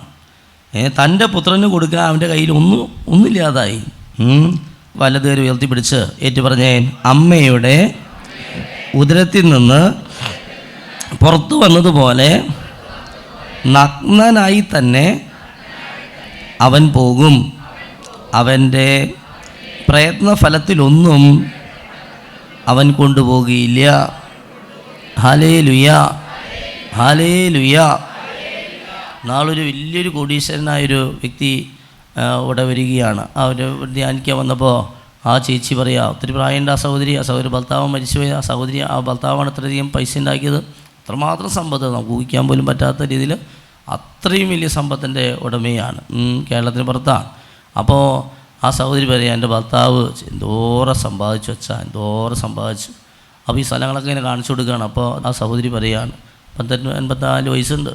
ആ സഹോദരി പറയാം, എൻ്റെ ഭർത്താവ് എന്തോരം സമ്പാദിച്ചു കൂട്ടിയെന്നൊരു കൈയും കണക്കില്ല. എന്നിട്ട് പറയുകയാണ്, മരിച്ച ദിവസം മരിച്ച് അടക്കിന് കൊണ്ടുപോകുമ്പോൾ ഒരു അണ്ടർവെയർ പോലും ഇടാതെയാണ് കൊണ്ടുപോയത്. മനസ്സിലായോ? വാക്കാണ്. അപ്പം ഈ വാക്ക് കണ്ടില്ലേ? ഉദരത്തിൽ നിന്ന് പുറത്തു വന്നതുപോലെ നഗ്നനായി തന്നെ അവൻ പോകും. അവൻ്റെ പ്രയത്നത്തിൽ ഒന്നും അവൻ കൊണ്ടുപോവുകയില്ല. ഇതെന്തോ ഭയങ്കര സന്ദേശമായി കർത്താവ് നമുക്ക് തരികയാണ്. അതുകൊണ്ട് ലോക ജഡമോഹ സുഖമോഹങ്ങളിൽ മുഴുകി പോകരുത്, പണത്തിന് അമിത പ്രാധാന്യം കൊടുക്കരുതെന്ന് ശക്തമായ മുന്നറിയിപ്പ് ഇന്നത്തെ ശുശ്രൂഷയിൽ കർത്താവ് തരുന്നുണ്ട് കേട്ടോ. എന്താണെന്ന് അച്ഛനും മനസ്സിലാവുന്നില്ല, പക്ഷെ കർത്താവ് വ്യക്തമായി പറയുകയാണ്. ആർക്കൊക്കെയുള്ള ശക്തമായി നമുക്ക് അച്ഛനടക്കം നമുക്ക് എല്ലാവർക്കുമുള്ള സന്ദേശമാണ്. മനുഷ്യജീവിതം സമ്പത്ത് കൊണ്ടല്ല ധന്യമാവുന്നത്. മനസ്സിനോട് ഉറപ്പിക്കുക. മനുഷ്യജീവിതം ഈ അയർലൻഡ് UK പോയി കഴിഞ്ഞാൽ എല്ലാം ശരിയാവുമെന്ന് പറയണ്ട. നിൻ്റെ കുറേ സമ്പത്ത് കിട്ടിയ എല്ലാം ശരിയാവുമെന്ന് കരുതിയിരിക്കേണ്ട കേട്ടോ. അതുകൊണ്ട് അതേ വീണ്ടും 1 തിമോത്തി 6-ാം അധ്യായം 6 മുതലുള്ള തിരുവചനം. 1 തിമോത്തി 6:6 ഉള്ളത് കൊണ്ട് തൃപ്തിപ്പെടുന്നവന് ദൈവഭക്തി വലിയൊരു നേട്ടമാണ്. കാരണം നാം ഈ ലോകത്തിലേക്ക് ശ്രദ്ധിച്ചേൻ, നാം ഈ ലോകത്തിലേക്ക് ഒന്നും കൊണ്ടുവന്നിട്ടില്ല. ഇവിടെ നിന്ന് ഒന്നും കൊണ്ടുപോകാനും നമുക്ക് സാധിക്കില്ല. ഭക്ഷണവും വസ്ത്രവും ഉണ്ടെങ്കിൽ അതുകൊണ്ട് നമുക്ക് തൃപ്തിപ്പെടാം. എന്നിട്ട് അത് ശ്രദ്ധിച്ചേൻ, ധനവാന്മാരാകണമെന്ന് ആഗ്രഹിക്കുന്നവർ പ്രലോഭനത്തിലും കെണിയിലും മനുഷ്യനെ അധപതനത്തിലേക്കും നാശത്തിലേക്കും തള്ളിയിടുന്ന നിരവധി വ്യാമോഹങ്ങളിലും നിബന്ധിക്കുന്നു. എന്തെന്നാൽ ധനമോഹമാണ് എല്ലാ തിന്മകളുടെയും അടിസ്ഥാന കാരണം. ധനമോഹത്തിലൂടെ പലരും വിശ്വാസത്തിൽ നിന്ന് വ്യതിചലിച്ചു പോകാനും ഒട്ടേറെ വ്യതകളാൽ തങ്ങളെ തന്നെ മുറിപ്പെടുത്താനും ഇടയായിട്ടുണ്ട്. വലത് പറഞ്ഞേ ഹല്ലേലൂയ. ഇനി വലത് ഉയർത്തി പിടിച്ചേ. ഈ വചനഭാഗം ഏറ്റു പറയുകയാണ്, എല്ലാവരും ഏറ്റു പറയുക. ധനവാന്മാരാകണമെന്ന് ആഗ്രഹിക്കുന്നവർ പ്രലോഭനത്തിലും കെണിയിലും മനുഷ്യനെ അധപതനത്തിലേക്കും നാശത്തിലേക്കും തള്ളിയിടുന്ന നിരവധി വ്യാമോഹങ്ങളിലേക്കും നിബന്ധിക്കുന്നു. എന്തെന്നാൽ ധനമോഹമാണ് എല്ലാ തിന്മകളുടെയും അടിസ്ഥാന കാരണം. ധനമോഹത്തിലൂടെ പലരും വിശ്വാസത്തിൽ നിന്ന് വ്യതിചലിച്ചു പോകാനും ഒട്ടേറെ വ്യതകളാൽ തങ്ങളെ തന്നെ മുറിപ്പെടുത്താനും ഇടയായിട്ടുണ്ട്. വലത് പറഞ്ഞേ ഹല്ലേലൂയ, ഹല്ലേലൂയ. എത്ര സംഭവങ്ങളാകണ്ടോ. ധനവാന്മാരാകണമെന്ന് ആഗ്രഹിക്കുന്നവരൊക്കെ പ്രലോഭനത്തിലും കെണിയിലും. ഞങ്ങൾക്കാണ് ഒരിക്കൽ ഒരു വീടിൻ്റെ അവസ്ഥ പറയാം. ആ വീട്ടുകാരെ പറ്റിയിട്ട് അത് അറിയിക്കുകയാണ്. ആ വീട്ടുകാർ എനിക്ക് അറിയുന്നൊരു വീട്ടുകാരാണ്, ആകുന്ന ബന്ധത്തിലുള്ള ആൾക്കാരാണ്. അപ്പോൾ വേറെ സ്ഥലത്താണ്. അപ്പോൾ അവർ ആ വീട്ടിൽ തല്ല്, വഴക്ക്, ബഹളം, കലഹത്തിൻ്റെ നമുക്ക് ചിന്തിക്കാൻ പോലും പറ്റില്ല, അത്രയും വലിയ കലഹം. ഈ ചേട്ടൻ കിണറ്റിൽ ചാടി മരിക്കാൻ നോക്കുകയാണ്. വെറുതെ നോക്കലിങ്ങനെ പറയില്ലല്ലോ കേട്ടാ, അതേ ചാടി എന്ന് വേണമെങ്കിൽ പറയാം. അപ്പോഴേക്കും നാട്ടുകാർ ഇടപെട്ടു, പഞ്ചായത്തുകാർ ഇടപെട്ടു, പഞ്ചായത്ത് പ്രസിഡന്റ് ഇടപെട്ടു, എല്ലാവരും വന്ന് പിടിച്ചു മാറ്റിൽ അത്രയും ബഹളം. നമുക്ക് ഊഹിക്കാനും പറ്റാത്ത രീതിയിൽ അവിടെയുള്ളത് ആ കൂടി ഭാര്യയും ഭർത്താവും മകനും മകൻ്റെ ഭാര്യയും കുട്ടികളാണ്. അങ്ങ് കുടുംബ പ്രശ്നമാണ്, കുടുംബത്തിലുള്ള പ്രശ്നങ്ങളായിക്കണേ. അങ്ങനെ ഇവരെ പ്രാർത്ഥിക്കാനായിട്ട് അർജൻറ്റായിട്ട് ഭാര്യയും ഭർത്താവും എൻ്റെ അടുത്തേക്ക് വിടുകയാണ്. അങ്ങനെ ഇവർക്ക് വേണ്ടി പ്രാർത്ഥിച്ചപ്പോൾ ഈ ഒരു ബഹളവും തർക്കവും കലഹവും ഈ ആത്മഹത്യ ചിന്തയെ പറ്റി സമർപ്പിച്ചപ്പോൾ കർത്താവ് കാണിക്കുക, ഇവർ 1-ാം പ്രമാണ ലംഘനം ചെയ്തു വെച്ചിരിക്കുക. ശക്തമായ 1-ാം പ്രമാണ ലംഘനം എന്തോ ചെയ്ത് വീട്ടിൽ കൊണ്ടുവന്ന് വെച്ചിട്ടുണ്ട്. അപ്പോൾ ഞാൻ ചോദിച്ചു, നിങ്ങൾ ഞാൻ നല്ല ആധികാരികമായിട്ട് ചോദിക്കണേ, ഇങ്ങനെ ചെയ്തു വെച്ചതായിട്ട് കാണിക്കുന്നുണ്ടല്ലോ. അവർ ഒന്നില്ല. ഭാര്യ ഒന്നില്ല വെച്ചാൽ ഞങ്ങൾ സ്ഥിരം പള്ളിയിൽ പോകുന്നു, ആ ചേച്ചിയിലും ഇങ്ങനെ പള്ളിയിൽ പോകും പ്രാർത്ഥനയ്ക്കുണ്ട്. ആ ചേച്ചി നല്ലൊരു സഹോദരിയാണ്. ആ സഹോദരൻ പറഞ്ഞു, അച്ഛൻ ഞാൻ മദ്യപിക്കുന്നുള്ളത് ശരിയാണ്, അതിൻ്റെ ആ കൂടി ദുശ്ശീലം ഈ മദ്യപാനം, സിഗരറ്റ് വലി, അല്ലാതെ ഈ പറഞ്ഞ പരിപാടി അച്ഛാ ഇല്ലേ ഇല്ല. സത്യദൈവത്തെ വിട്ട് അങ്ങനെ ചാത്തൻ സേവ, മന്ത്രവാദം, അല്ലെങ്കിൽ കൂടോത്രം, ഇങ്ങനെ വേറെ എന്തെങ്കിലും പരിപാടികൾ, കുഴിച്ചിടൽ, അങ്ങനത്തെ പരിപാടി, കുടന്നു വയ്ക്കൽ, താകിട്, ഏലസ്, ഇങ്ങനത്തെ പരിപാടിയൊന്നും എനിക്കില്ല, ഇല്ലേ ഇല്ല എന്ന് അയാൾ തർപ്പിച്ച് പറയാൻ. പക്ഷേ പരിശുദ്ധാത്മാവ് കാണിക്കുക അങ്ങനെ ഒരു സംഭവം ആ വീട്ടിലുണ്ടെന്ന്. അപ്പോൾ ഞാൻ ചോദിച്ചു, ഇനി വീട്ടിൽ ആരുള്ളേ? മോനുണ്ട്, മോൻ്റെ ഭാര്യനെന്ന് പറഞ്ഞു. അപ്പോൾ എനിക്ക് തോന്നി അവരായിരിക്കും എൻ്റെ പിന്നിൽ പ്രവർത്തിച്ചതെന്ന്. ഞാൻ പറഞ്ഞു, ഒരു കാര്യം ചെയ്യാം, അവരെ എൻ്റെ അടുത്തേക്ക് വിടണം, പക്ഷേ എനിക്കിപ്പോൾ കാണാൻ നേരില്ല, അതുകൊണ്ട് ഒരു കാര്യം ചെയ്താൽ ഈ നേരം ഒഴുകിയാലും പ്രശ്നമാണ്. അവരുടെ വീടിൻ്റെ ഏകദേശം ആ ഭാഗത്തായിട്ടൊരു വേറെ ധ്യാനമന്ദിരമുണ്ട്. ആ ധ്യാനമന്ദിരത്തിലത്തെ ഒരു നല്ല വരദാനങ്ങളുള്ളൊരു സഹോദരീനെ എനിക്കറിയാം. ആ സഹോദരിയെ ഞാൻ വിളിച്ച് പറഞ്ഞോ, ഇന്നൊരാളെ ഞാൻ വിട്ട് കഴിഞ്ഞാൽ കാണാൻ പറ്റുമെന്ന് ചോദിച്ചു. ആ ചേച്ചി പറഞ്ഞു, കാണാമല്ലോ അച്ഛാ, വരാൻ പറഞ്ഞോളാൻ പറഞ്ഞു. അങ്ങനെ ഈ അപ്പനോടും അമ്മയോടും ഞാൻ പറഞ്ഞു, നിങ്ങളുടെ മകനെയും മരുമകളെയും ഇന്ന ചേച്ചിയുടെ അടുത്തേക്ക്, ഇന്ന ധ്യാനകേന്ദ്രത്തേക്ക് ഇന്ന് തന്നെ ഇത്ര സമയത്ത് അവിടെ എത്താനായിട്ട് പറയാൻ പറഞ്ഞു. അങ്ങനെ അവർ പറഞ്ഞു. ഉടനെ ഞാൻ പറഞ്ഞതനുസരിച്ച് ആ ഭാര്യയും ഭർത്താവും, അതായത് ഇവരുടെ മക്കൾ, മോനും മരുമോളും അവിടേക്ക് ചെല്ലുകയാണ്. ആ സഹോദരിയെ ഞാൻ സൂചിപ്പിച്ചിട്ടുണ്ടായിരുന്നു, ഇങ്ങനൊരു മേഖല കാണിക്കുന്നുണ്ട്, ചേച്ചി ഒന്ന് സൂത്രത്തിൽ ചോദിച്ചു നോക്കിയോളാം എന്ന് പറഞ്ഞിട്ടുണ്ടായി. അവിടെ വന്ന് ഈ സഹോദരി മേഖല ചോദിച്ചപ്പോൾ മാറി രണ്ടുപേരെയും പേഴ്സണലായിട്ട് സംസാരിച്ചപ്പോൾ ഈ പയ്യനാണ് ചെയ്തു വെച്ചിരിക്കുന്നത്. എന്താ ചെയ്തു വെച്ചിരിക്കുന്നതെന്നറിയോ? ധനലക്ഷ്മി യന്ത്രം കൊണ്ടുവന്ന് ഈ കിഴക്ക് ദർശനം കിട്ടത്തക്ക രീതിയിൽ ഈ തിരുഹൃദയത്തിൻ്റെ പിന്നിൽ സ്ഥാപിച്ചിരിക്കുകയാണ്. ഉണ്ടോ? അല്ലേ പറഞ്ഞേ ഹല്ലേലൂയ. നിങ്ങൾ പത്രത്തിലൊക്കെ കണ്ടിരിക്കും. പത്രത്തിലൊക്കെ മെയിൻ പേജിൽ തന്നെ ആ ഫ്രണ്ടിൽ തന്നെ ഒരറ്റത്ത് പണ്ടൊക്കെ ഉണ്ടായിരുന്നു, ഇപ്പോൾ ഞാൻ അധികം നോക്കാറ് എനിക്കറിയില്ല. അപ്പോൾ ധനലക്ഷ്മി യന്ത്രം, പെട്ടെന്ന് ധനം ഉണ്ടാക്കാനുള്ള യന്ത്രമാണ്, മനസ്സിലായോ? അപ്പോൾ ഈ യന്ത്രം ഞാൻ ആദ്യമായിട്ടാണ് കാണുന്നത്. അപ്പോൾ ഈ സഹോദരി പറഞ്ഞു, ഉടനെ ഇന്ന് രാത്രി തന്നെ അത് റാഫലസിൻ്റെ കയ്യിൽ കൊണ്ടുവന്ന് കൊടുക്കാൻ പറഞ്ഞു. അങ്ങനെ അച്ഛനെ പോയി കാണാൻ പറഞ്ഞു. അങ്ങനെ ഈ ഭാര്യയ്ക്കറിയില്ല കേട്ടോ. അങ്ങനെ ഇവൻ ഭാര്യനെയും കൂട്ടിയിട്ട് രാത്രി 8 മണിയായപ്പോൾ ജെറുസലം ധ്യാനത്തിലേക്ക് വരികയാണ്. അന്ന് ഞാൻ അവിടെയാണ്. അവിടെ വന്ന് ഭാര്യ കാണാതെ ഇവൻ്റെ അരയിൽ നിന്ന് ഇത് ഒരു കവറിലിങ്ങനെ പൊതിഞ്ഞിട്ട് വലിപ്പുണ്ട്. അവരൊറ്റെടുക്കില്ല. ഇതാണ് വെച്ചാൽ സാധനം എന്ന് പറഞ്ഞിട്ട് കയ്യിലേക്ക് തന്നു. മനസ്സിലായി? അപ്പോൾ ഇവൻ പറയുകയാണ്, ഇത് അത്രയും സാമ്പത്തിക ഞെരുക്കം വന്നപ്പോൾ പൈസ ഉണ്ടാക്കാൻ പറ്റുന്നില്ല. കൂട്ടുകാർക്കൊക്കെ പൈസയുണ്ട്. കണ്ടോ, ധനവാന്മാരാകണമെന്ന് ആഗ്രഹിക്കുന്നവർ പ്രലോഭനത്തിലും കെണിയിലും മനുഷ്യനെ അധപതനത്തിലേക്ക്, നാശത്തിലേക്ക് തള്ളിയിടുന്ന നിരവധി വ്യാമോഹങ്ങളെ നിബന്ധിക്കുകയാണ്. എന്തുകൊണ്ടാണ് ഈ ആളുകൾ ഒന്നാം പ്രമാണ ലംഘനത്തിൻ്റെ പിന്നാലെ പോകുന്നത്? ഇങ്ങനെയുള്ള ധനം കിട്ടുമെന്ന് കരുതിയിട്ടാണ്. അബൂതി ഉണ്ടാവുമെന്ന് കരുതിയിട്ടാണ്. മനസ്സിലായോ? അങ്ങനെയാണ് ഈ സഹോദരൻ പോയി ആരോ പറഞ്ഞു കൊടുത്തു, നീ ഈ ധനലക്ഷ്മി യന്ത്രം ഉണ്ടെന്ന് വെച്ചാൽ ധനം കിട്ടുന്നു. ഞാൻ ചോദിച്ചു, എന്നിട്ട് ഇത് എവിടെ വെക്കണ്ടേന്നറിയോ? ഞാനത് പിടിച്ചു പൊളിച്ചൊക്കെ നോക്കിയിട്ടോ. അപ്പോൾ ധനലക്ഷ്മിയുടെ ആ ഫോട്ടോ ഉണ്ട്, പിന്നെ ആമേരെ പോലത്തെ ഷേപ്പിലൊരു യന്ത്രം, അങ്ങനത്തെ അതിൻ്റെ ഒരു ഇതൊക്കെ ഉണ്ട്. 3000 രൂപ, അതിന് 3000 രൂപയാണ് വില എന്ന് പറയുന്നത്, 3000 രൂപ. അപ്പോൾ ഞാൻ പറഞ്ഞു, നീ ഇത് 3000 രൂപയ്ക്ക് വാങ്ങിയിട്ട് നിനക്ക് എന്നിട്ട് വല്ല ധനം കിട്ടിയ? അവൻ പറഞ്ഞു, കിട്ടി. എന്നിട്ട് കിട്ടിയ ഒരു 5000 രൂപ ലോട്ടറി അടിച്ചു എന്ന്. മനസ്സിലായി? 5000 രൂപ ലോട്ടറി അടിച്ചെന്ന്. അതാണ് അവൻ ഈ ധനലക്ഷ്മി യന്ത്രം ചെയ്തിട്ട് കിട്ടിയത് അവന്. മനസ്സിലായോ? അപ്പോൾ എന്നിട്ട് ഇവൻ അപ്പനമ്മ ആരും അറിഞ്ഞിട്ടില്ല കേട്ടോ. ഇവൻ രൂപക്കൂടിൻ്റെ പിന്നിൽ ഇതൊക്കെ ഇങ്ങനത്തെ സാധനങ്ങൾ ഇങ്ങനെയാണ് വെക്കുക കേട്ടോ. നിങ്ങൾ ചെയ്യുന്നവർക്കൊക്കെ അറിയാം. ഇത് കിഴക്ക് ദർശനം കിട്ടത്തക്ക രീതിയിൽ അതിൽ പ്രത്യേകം എഴുതിയിട്ടുണ്ട്. അതിൻ്റെ പിന്നിൽ ചെയ്യണം വെക്കുക, തിരുഹൃദയത്തിൻ്റെ പിന്നിൽ. അപ്പോൾ മിക്കതും നമ്മുടെ കിഴക്ക് ഭാഗത്തായിരിക്കുമല്ലോ നമ്മുടെ രൂപക്കൂട്, അവിടെയാണ് ഇത് സ്ഥാപിച്ചു വെച്ചിരിക്കുക. പിന്നെ അവന് പേടിയായി, അപ്പനിത് പിടിക്കുകയോ. അപ്പനൊരു ചൂടനാണ്, മദ്യപിക്കുന്ന ആളാണ്. പക്ഷെ അപ്പൻ ഇങ്ങനത്തെ കാര്യത്തിലൊന്നും പോവില്ല. അപ്പോൾ അപ്പൻ പിടിക്കുകയോ എന്നുള്ള പേടി വന്നപ്പോൾ ഇവൻ അതെടുത്തിട്ട് ഇവൻ പറയുക, ഞാൻ ബൈക്കിൻ്റെ കൊട്ടയിൽ കൊണ്ടുവന്ന് വെച്ചു. മനസ്സിലായോ? ഇവൻ്റെ ബൈക്കിൻ്റെ കൊട്ടയിൽ. ഈ സംഭവമാണ് തല്ല്, വഴക്ക്, ബഹളമായ ആ വീട്ടിൽ. അതെടുത്ത് നശിപ്പിച്ച് കളഞ്ഞു. അവനെ കൊണ്ട് കുമ്പസാരിപ്പിച്ചു. ഇതാർക്കും അറിയില്ല കേട്ടോ, വേറൊരാൾക്കറിയില്ല, ഇവന് മാത്രം അറിയുള്ളൂ.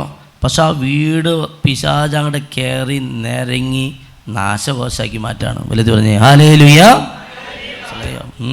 അപ്പം എൻ്റെ പ്രിയ സഹോദരങ്ങളെ, ഇപ്പോഴും ആ വീട്ടുകാർ വളരെ സന്തോഷത്തോടെ വലിയ കുഴപ്പമില്ലാതൊക്കെ മുന്നോട്ട് പോകുന്നുണ്ട്. ഈ കുടിക്കുന്ന കാരണമുള്ള തല്ലു വഴക്കൊക്കെ ചെറുതായിട്ടൊക്കെ ഉണ്ട്.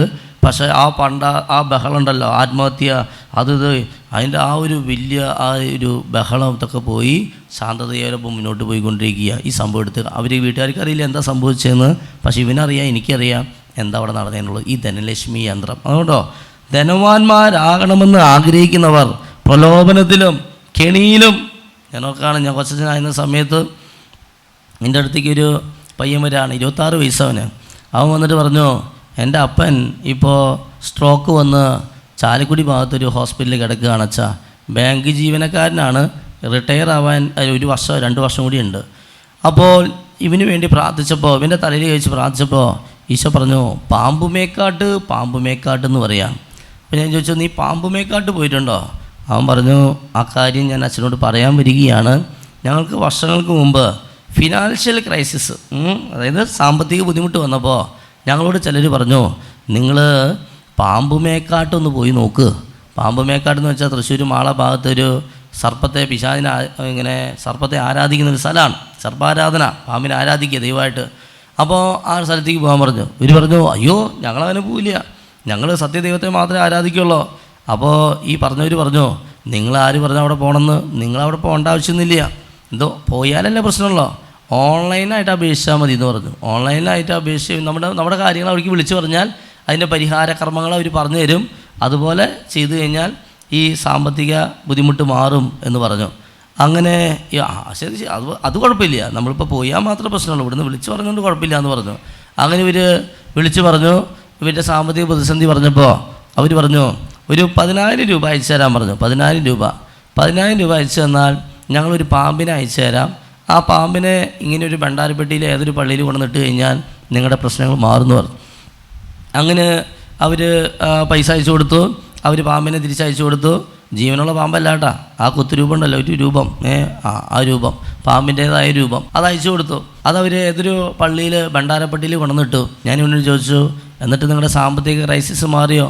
ആ പയ്യൻ പറഞ്ഞു, മാറിയില്ല. കണ്ടോ, ഇപ്പോൾ 2 വർഷം കഴിഞ്ഞു, അവൻ്റെ അപ്പന് സ്ട്രോക്ക് വന്നു, ചാലക്കുടി കിടക്കുകയാണ് ഒരു ഹോസ്പിറ്റലിൽ.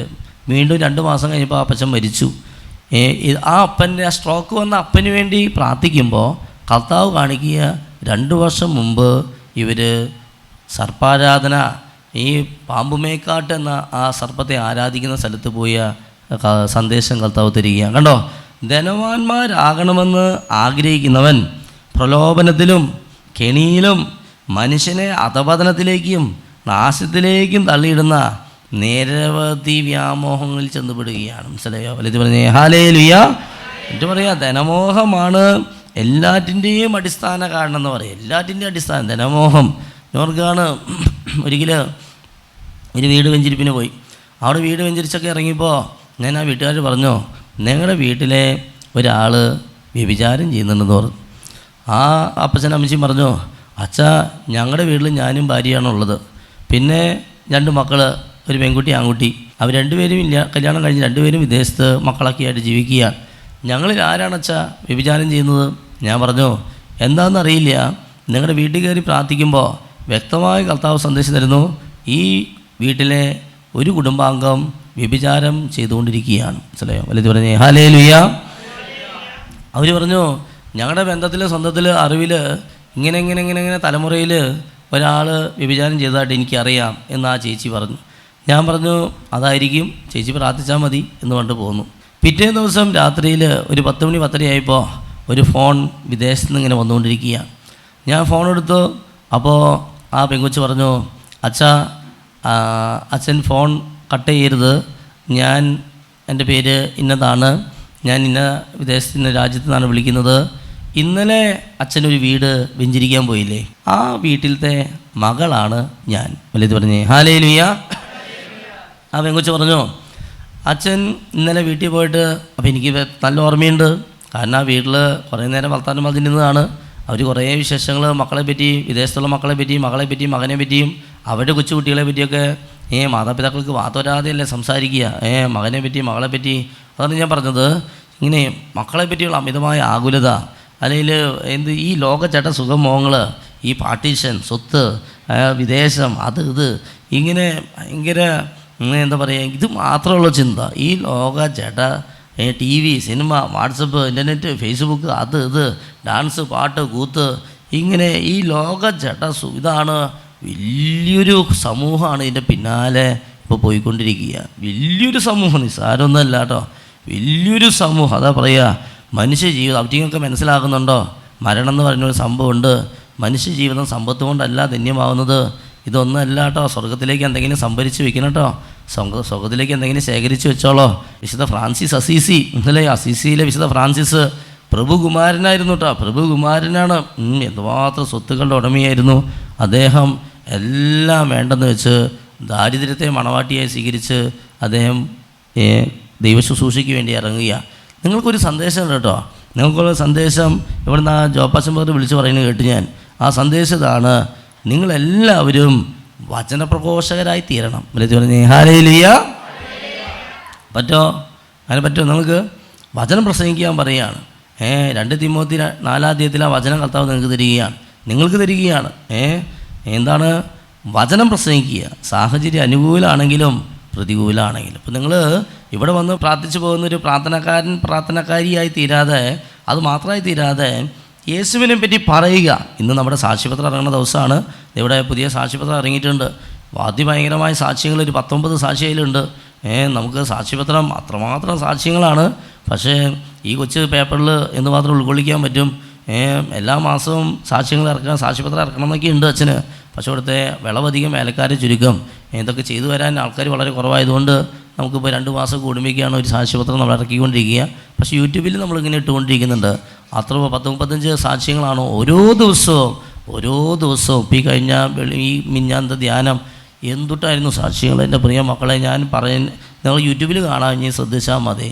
എന്തുമാത്രം രോഗശാന്തികളാണല്ലോ കൂടുതൽ നമ്മളിവിടെ സാക്ഷ്യപ്പെടുത്തിക്കുക. ഈ പ്രകടമായ രോഗശാന്തികൾ, അത്രയും വലിയ രോഗപീഠകൾ, ആമവാദം, ശ്വാസമുട്ട്, വർഷങ്ങളായിട്ടുള്ള പല രോഗങ്ങൾ ഒക്കെ ഇങ്ങനെ മാറിപ്പോയെന്ന് കേൾക്കുമ്പോൾ എന്തൊരു സന്തോഷമാണെന്ന് അറിയാം. നമുക്ക് രോഗശാന്തി വരെ, എൻ്റെ പ്രിയ മക്കളെ, ഇടയിൽ കയറി പറയാം, അച്ഛൻ വിഷയത്തിൽ നിന്ന് മാറി പോകുന്നതല്ല, ഓർമ്മയുണ്ട്. ഈ രോഗശാന്തി വരം കിട്ടാൻ വേണ്ടി നിങ്ങൾ പ്രാർത്ഥിച്ചോളോ. ഈ ഫാദർ എമിലിൻ എന്നു പേരുള്ള പ്രശസ്തനായ വചനപ്രഘോഷകനുണ്ട്. ശക്തമായ രോഗശാന്തി വരമുള്ള ഒരു അച്ഛനാണ്. ആ വൈദികൻ പറയുന്നത് രോഗശാന്തിപരമാണ് ഏറ്റവും നല്ല വരം എന്നാണ് അദ്ദേഹം പറയുന്നത്. അദ്ദേഹത്തിൻ്റെ പേഴ്സണൽ അഭിപ്രായമാണ്. ഏറ്റവും നല്ല വരങ്ങളിലൊന്നാണ് രോഗശാന്തിപരം എന്ന് പറയുക. കാരണം ആളുകളുടെ ഈ രോഗങ്ങൾ മാറുമ്പോൾ ആ വ്യക്തിക്ക് വരുന്നൊരു സന്തോഷം നമുക്കത് മനസ്സിലാവില്ല. അപ്പോൾ കാലുകഴപ്പ്, എത്ര പേരെ കാലുകഴപ്പാണ് മാറിപ്പോയി എന്നറിയാം. കഴിഞ്ഞ ധ്യാനത്തിൽ ഒരു സഹോദരി പറയുക, കാലുമിങ്ങനെ ഒരു സാധനം വലിച്ചു കെട്ടി വേദന കൊണ്ട് കാല് തിരിച്ചും വേറൊരു സഹോദരൻ പറയുകയാണ്, സഹോദരൻ തിരിഞ്ഞും മറിഞ്ഞും ആദ്യത്തെ 2 ദിവസം ഇതന്നെ ഇവിടെ വന്നിട്ടും എങ്ങനെ ധ്യാനം മുഴിപ്പിക്കുന്ന ഒരു പിടുത്തില്ല. രാത്രി ഒരു തരി ഉറക്കില്ല, 2 മണി 3 മണി വരെ ഇങ്ങനെ കാല് കഴപ്പ്. വേറൊരാൾ പറഞ്ഞു, എൻ്റെ ഭർത്താവ് എൻ്റെ കാലിങ്ങനെ ഭാര്യ എൻ്റെ കാലിങ്ങനെ പിടിച്ചു തരും, നന്നായിട്ട് പിടിച്ചിങ്ങനെ. അപ്പോൾ ചെറിയൊരു ആശ്വാസം ഉണ്ടാവും. പിന്നെ കുറച്ച് കഴിയുമ്പോൾ വീണ്ടും കാല് നിസ്സാരമെന്ന് തോന്നും കാല് കഴപ്പ്. പക്ഷേ ആ രോഗം വന്നവർക്കറിയാം എൻ്റെ ബുദ്ധിമുട്ട്. എൻ്റെ ഇത് പറഞ്ഞേ ഹല്ലേലൂയ. അതാണ് രോഗശാന്തി വരം, ദൈവം തരുന്ന വരങ്ങളാണതൊക്കെ. അതാണ് പറഞ്ഞത്, നിസ്സാരമെന്ന്. എനിക്കിപ്പോൾ പൈൽസ് രോഗം മാറി കിട്ടിയവർ ഇവിടെ ഇരിക്കുന്നുണ്ട്. അവർ സാക്ഷ്യപ്പെടുത്തണം, മിണ്ടാതിരിക്കരുത്. മിണ്ടാതിരുന്ന് കഴിഞ്ഞാൽ ചിലപ്പോൾ ആ രോഗം വീണ്ടും വരാൻ സാധ്യതയുണ്ട്. മനസ്സിലായോ? ലജ്ജിച്ചും കാണിച്ചിരിക്കരുത്. നമ്മുടെ അത്ഭുത ജമാലിലെ ഒരു സാക്ഷ്യം വന്നിരിക്കുക. ഇന്നലെ ഞാൻ കേട്ട സാക്ഷിയാണ്. എന്നെ അത്ഭുതപ്പെടുത്തി കളഞ്ഞു. ആ മകൻ്റെ പേരടക്കം പറയുന്നുണ്ട്. അവൻ പറയാം, എൻ്റെ പേര് ഇന്നതാണ്, ഞാൻ ഇവിടെയാണ് ജോലി ചെയ്യുന്നത്, വിദേശത്താണ് ജോലി ചെയ്യുന്നത്, ഇന്ന സ്ഥലം കൃത്യ അഡ്രസ്സ് അടക്കം പറഞ്ഞിട്ട് അവൻ പറയാം, ഞാൻ എൻ്റെ ചേച്ചി പറഞ്ഞിട്ടാണ് അത്ഭുത ജമാല കാണാൻ തുടങ്ങിയത്. ചേച്ചി എനിക്ക് ലിങ്ക് അയച്ചു തരും. അങ്ങനെ ഞാൻ ജസ്റ്റ് ഇങ്ങനെ കാണാൻ തുടങ്ങി. ഈ യൂത്ത് പയ്യനാ. അവൻ പറയാണ്, എനിക്കതൊന്ന് കാണാൻ തോന്നി. അങ്ങനെ ഞാൻ സ്ഥിരം അത് കാണാൻ തുടങ്ങി. അപ്പോൾ എനിക്ക് കിട്ടിയ വലിയൊരു അനുഗ്രഹം, ഞാൻ ഈ ബ്ലൂ ഫിലിമിൻ്റെ അഡിക്റ്റായിരുന്നു. മനസ്സിലായി? അവൻ ഓപ്പണായിട്ട് പറയുക, പോൺ വീഡിയോസ്, ബ്ലൂ ഫിലിം, ഇതൊക്കെ ഞാനിങ്ങനെ ഈ മോശമായ വീഡിയോസിനോ അത് കണ്ടിട്ട് ഞാൻ പോയി സ്വയംഭോഗം ചെയ്യും. അതായിരുന്നു എൻ്റെ ഒരു രീതി. അതിൽ നിന്ന് എനിക്ക് പരിപൂർണ വിടുതൽ കിട്ടി. ഹല്ലേലൂയ. ദൈവമേ, ആ ചെക്കൻ്റെ സാക്ഷ്യം ആരെങ്കിലും അത് കോമണായിട്ട് പറയുമോ? മനസ്സിലായോ? കോമണായിട്ട് അവ ഇട്ടിരിക്കുകയാണ് സാക്ഷിയായിട്ട്. മനസ്സിലായോ? ഇസ്രായേൽ മുഴുവൻ അറിയട്ടെ. പരിശുദ്ധ അമ്മയോട് പ്രാർത്ഥിക്കുമ്പേ, മനസ്സിലായോ, പരിശുദ്ധ അമ്മയോട് ഈ അത്ഭുത ജമാൽ ചൊല്ലി സ്തുതിച്ച് പ്രാർത്ഥിച്ചപ്പോൾ, വിശുദ്ധ അന്തോണീസിനോട് പ്രാർത്ഥിച്ചപ്പോൾ അവൻ്റെ നാളുകളായിട്ടുള്ള ആ ദുശീലം, പീഡ, ഈ ബ്ലൂ ഫിലിമോ ഈ കൊറിയൻ ഡ്രാമ സീരീസ് അല്ലെങ്കിൽ ലവ് സീൻ കണ്ട് സന്തോഷിച്ചിട്ട് പോയി സ്വയംഭവം ചെയ്യുക, ആ സ്വഭാവത്തിൽ നിന്ന് പരിപൂർണ്ണ വിടുതൽ കിട്ടിയ സാക്ഷിയാണ് ഈ പറയുന്നത്. ലോകശാന്തി കിട്ടിയതല്ല. അപ്പം അങ്ങനെയുള്ള മക്കളൊക്കെ പരിശുദ്ധ അമ്മയോട് പ്രാർത്ഥിക്കുക കേട്ടോ. പരിശുദ്ധ ഈ രോഗശാന്തി മാത്രമല്ല നമുക്ക് കിട്ടുക, എന്തെല്ലാം. അപ്പം സാക്ഷ്യം പറയണതിൻ്റെ പ്രാധാന്യം പറയണേ. അപ്പോൾ അത്രയും വലിയത് അല്ലല്ലോ പൈൽസ് മാറിയത് നീ സാക്ഷ്യപ്പെടുന്നത്, ഫിസ്റ്റുല മാറിയത്, അല്ലെങ്കിൽ നിൻ്റെ ലൈംഗിക രോഗം മാറിയത്. അത് നീ സാക്ഷ്യം പറയണം. മനസ്സിലായോ? സാക്ഷ്യം പറഞ്ഞ് ദൈവത്തെ മഹത്വപ്പെടുത്തണം. മനസ്സിലായി? ഇന്നാളൊരു സഹോദരി വന്ന് പറഞ്ഞു, അച്ഛൻ പറഞ്ഞില്ലേ രഹസ്യ രോഗങ്ങൾ കർത്താവ് സൗഖ്യപ്പെടുന്നുണ്ടെന്ന്. ഞാനൊരു രഹസ്യ രോഗിയാണ് അച്ഛാന്ന് പറഞ്ഞു. ഞാൻ ചോദിച്ചു, എന്താ ചേച്ചിയുടെ രോഗം? ഈ സംഗീതത്തിൽ വന്നിട്ട് എനിക്ക് എയ്ഡ്സാണ് അച്ഛാന്ന് പറയുന്നുണ്ടോ. അപ്പോൾ എയ്ഡ്സ് രോഗികൾ വരുന്നുണ്ട് ഇവിടെ പ്രാർത്ഥിക്കാനായിട്ട്. രഹസ്യ രോഗികൾ അങ്ങനെയാണ് പറഞ്ഞത് അച്ഛൻ. അത് എയ്ഡ്സ് സൗഖ്യപ്പെടുമെന്ന് പറയാൻ നമ്മളധികം പറയില്ലല്ലോ. അത് ആൾക്കാർ അങ്ങനത്തെ ഒരു രോഗമായതുകൊണ്ട് നമ്മൾ പറയും രഹസ്യ രോഗങ്ങളുള്ള, അതിൽ പെട്ടതാണ്. പല രഹസ്യ രോഗങ്ങളുണ്ട്. മനസ്സിലായോ? വലുത് പറഞ്ഞേ ഹല്ലേലൂയ, യേശുവേ നന്ദി. അപ്പോൾ നമ്മൾ വിശുദ്ധ ഫ്രാൻസിസ് അസീസിയെ പറ്റിയാണ് പറഞ്ഞത്. ഫ്രാൻസിസ് അസീസി എല്ലാം സ്വത്തുകളൊക്കെ വേണ്ടെന്ന് വെച്ച് തൻ്റെ ഉടുവസ്ത്രം പോലും ഊരി അപ്പൻ്റെ അമ്മയിൽ കൊടുത്തു. അവർ ചോദിച്ചു, അവർ പറഞ്ഞു, നീ സെമിനാരിൽ പോണേ പൊക്കോ, നിൻ്റെ ഈ നീ ഇട്ടിരിക്കുന്ന ഡ്രസ്സും കോട്ടും സൂട്ടൊക്കെ ഞാൻ തന്നതാ, അത് കൂടി ഊരി വെച്ചിട്ട് പോയാൽ മതി എന്ന് പറഞ്ഞു. ഈ ചക്കൻ എന്ത് ചെയ്തു? അവൻ്റെ എല്ലാ ഡ്രസ്സും ഊരി അപ്പൻ്റെ കയ്യിൽ കൊടുത്തിട്ട് പറഞ്ഞു, പുറത്തേക്ക് ഇനി എൻ്റെ ദൈവത്തെ അപ്പാന്ന് വിളിക്കാമല്ലോ എന്ന് പറഞ്ഞിട്ട് അയാൾ കൂടെ ഇറങ്ങിപ്പോന്നു. കണ്ടോ? മനസ്സിലായോ? ഇപ്പം നോക്കിയേ, അദ്ദേഹം നമ്മൾ നേരത്തെ പറഞ്ഞതുപോലെ അല്ലേ, നമ്മൾ ലുക്കായുടെ സുവിശേഷത്തിൽ നേരത്തെ 12-ാം അധ്യായത്തിൽ പറഞ്ഞതുപോലെ നമ്മളൊരു വചനം വായിച്ചില്ലേ, പഴകിപ്പോകാത്ത പണസഞ്ചികൾ കരുതി വെച്ച ഒരു വ്യക്തിയാണ്. പഴകിപ്പോകാത്ത പണസഞ്ചി. അദ്ദേഹത്തിൻ്റെ വേറെ പണസഞ്ചി ഉണ്ടായിരുന്നു കേട്ടോ ഇങ്ങയുടെ കയ്യിൽ, ഫ്രാൻസിസ് അസീസിൻ്റെ കയ്യിൽ. പക്ഷേ അത് പഴകി പോകുന്ന അദ്ദേഹത്തിന് മനസ്സിലായി. അപ്പോൾ പഴകിപ്പോകാത്ത പണസഞ്ചി അദ്ദേഹം കരുതി, ഒടുങ്ങാത്ത നിക്ഷേപം അദ്ദേഹം സ്വർഗത്തിലേക്ക് കരുതി വയ്ക്കുക, സംഭരിച്ച് വയ്ക്കുക. കാരണം അദ്ദേഹത്തിന് അറിയാം അവിടെ കള്ളന്മാർ കടന്നു വരികയോ ചിതൽ നശിപ്പിക്കുകയോ ഇല്ല. അപ്പോൾ ഓരോരുത്തരും നമുക്ക് ആത്മശോധന ചെയ്യാട്ടാ. സ്വർഗത്തിലേക്ക് എന്തെങ്കിലും സംഭവിച്ചിട്ടുണ്ടോ? ഇവിടെ ഇഷ്ടം പോലെ ഉണ്ടായിരിക്കും ചിലപ്പോൾ ബാങ്കിലൊക്കെ, പക്ഷെ സ്വർഗത്തിലേക്ക് എന്തെങ്കിലും സംഭവിച്ചിട്ടുണ്ടോ? ഇത് നിസ്സാര സംഭവമല്ല. മരണം വരുമൊരു നാൾ ഓർക്കുക മർത്യാ നീ, കൂടെ പോരും നിൻ ജീവിത ചെയ്തികളും സൽകൃത്യങ്ങൾ ചെയ്യുക നീ അലസത കൂടാതെ. ദൈവിക സന്ദേശമായിട്ടൊരു ദൈവസ്വര സന്ദേശം ചെവിയിൽ കഴിഞ്ഞ കൺവെൻഷനിൽ പങ്കെടുത്തപ്പോൾ അല്ലെങ്കിൽ പ്രാർത്ഥിച്ചുകൊണ്ടിരുന്ന ഈശോത്തെ കിട്ടിയതെന്ന് ഞാൻ ഓർക്കുകയാണ്. വല്ലത് പറഞ്ഞേ ഹല്ലേലൂയ.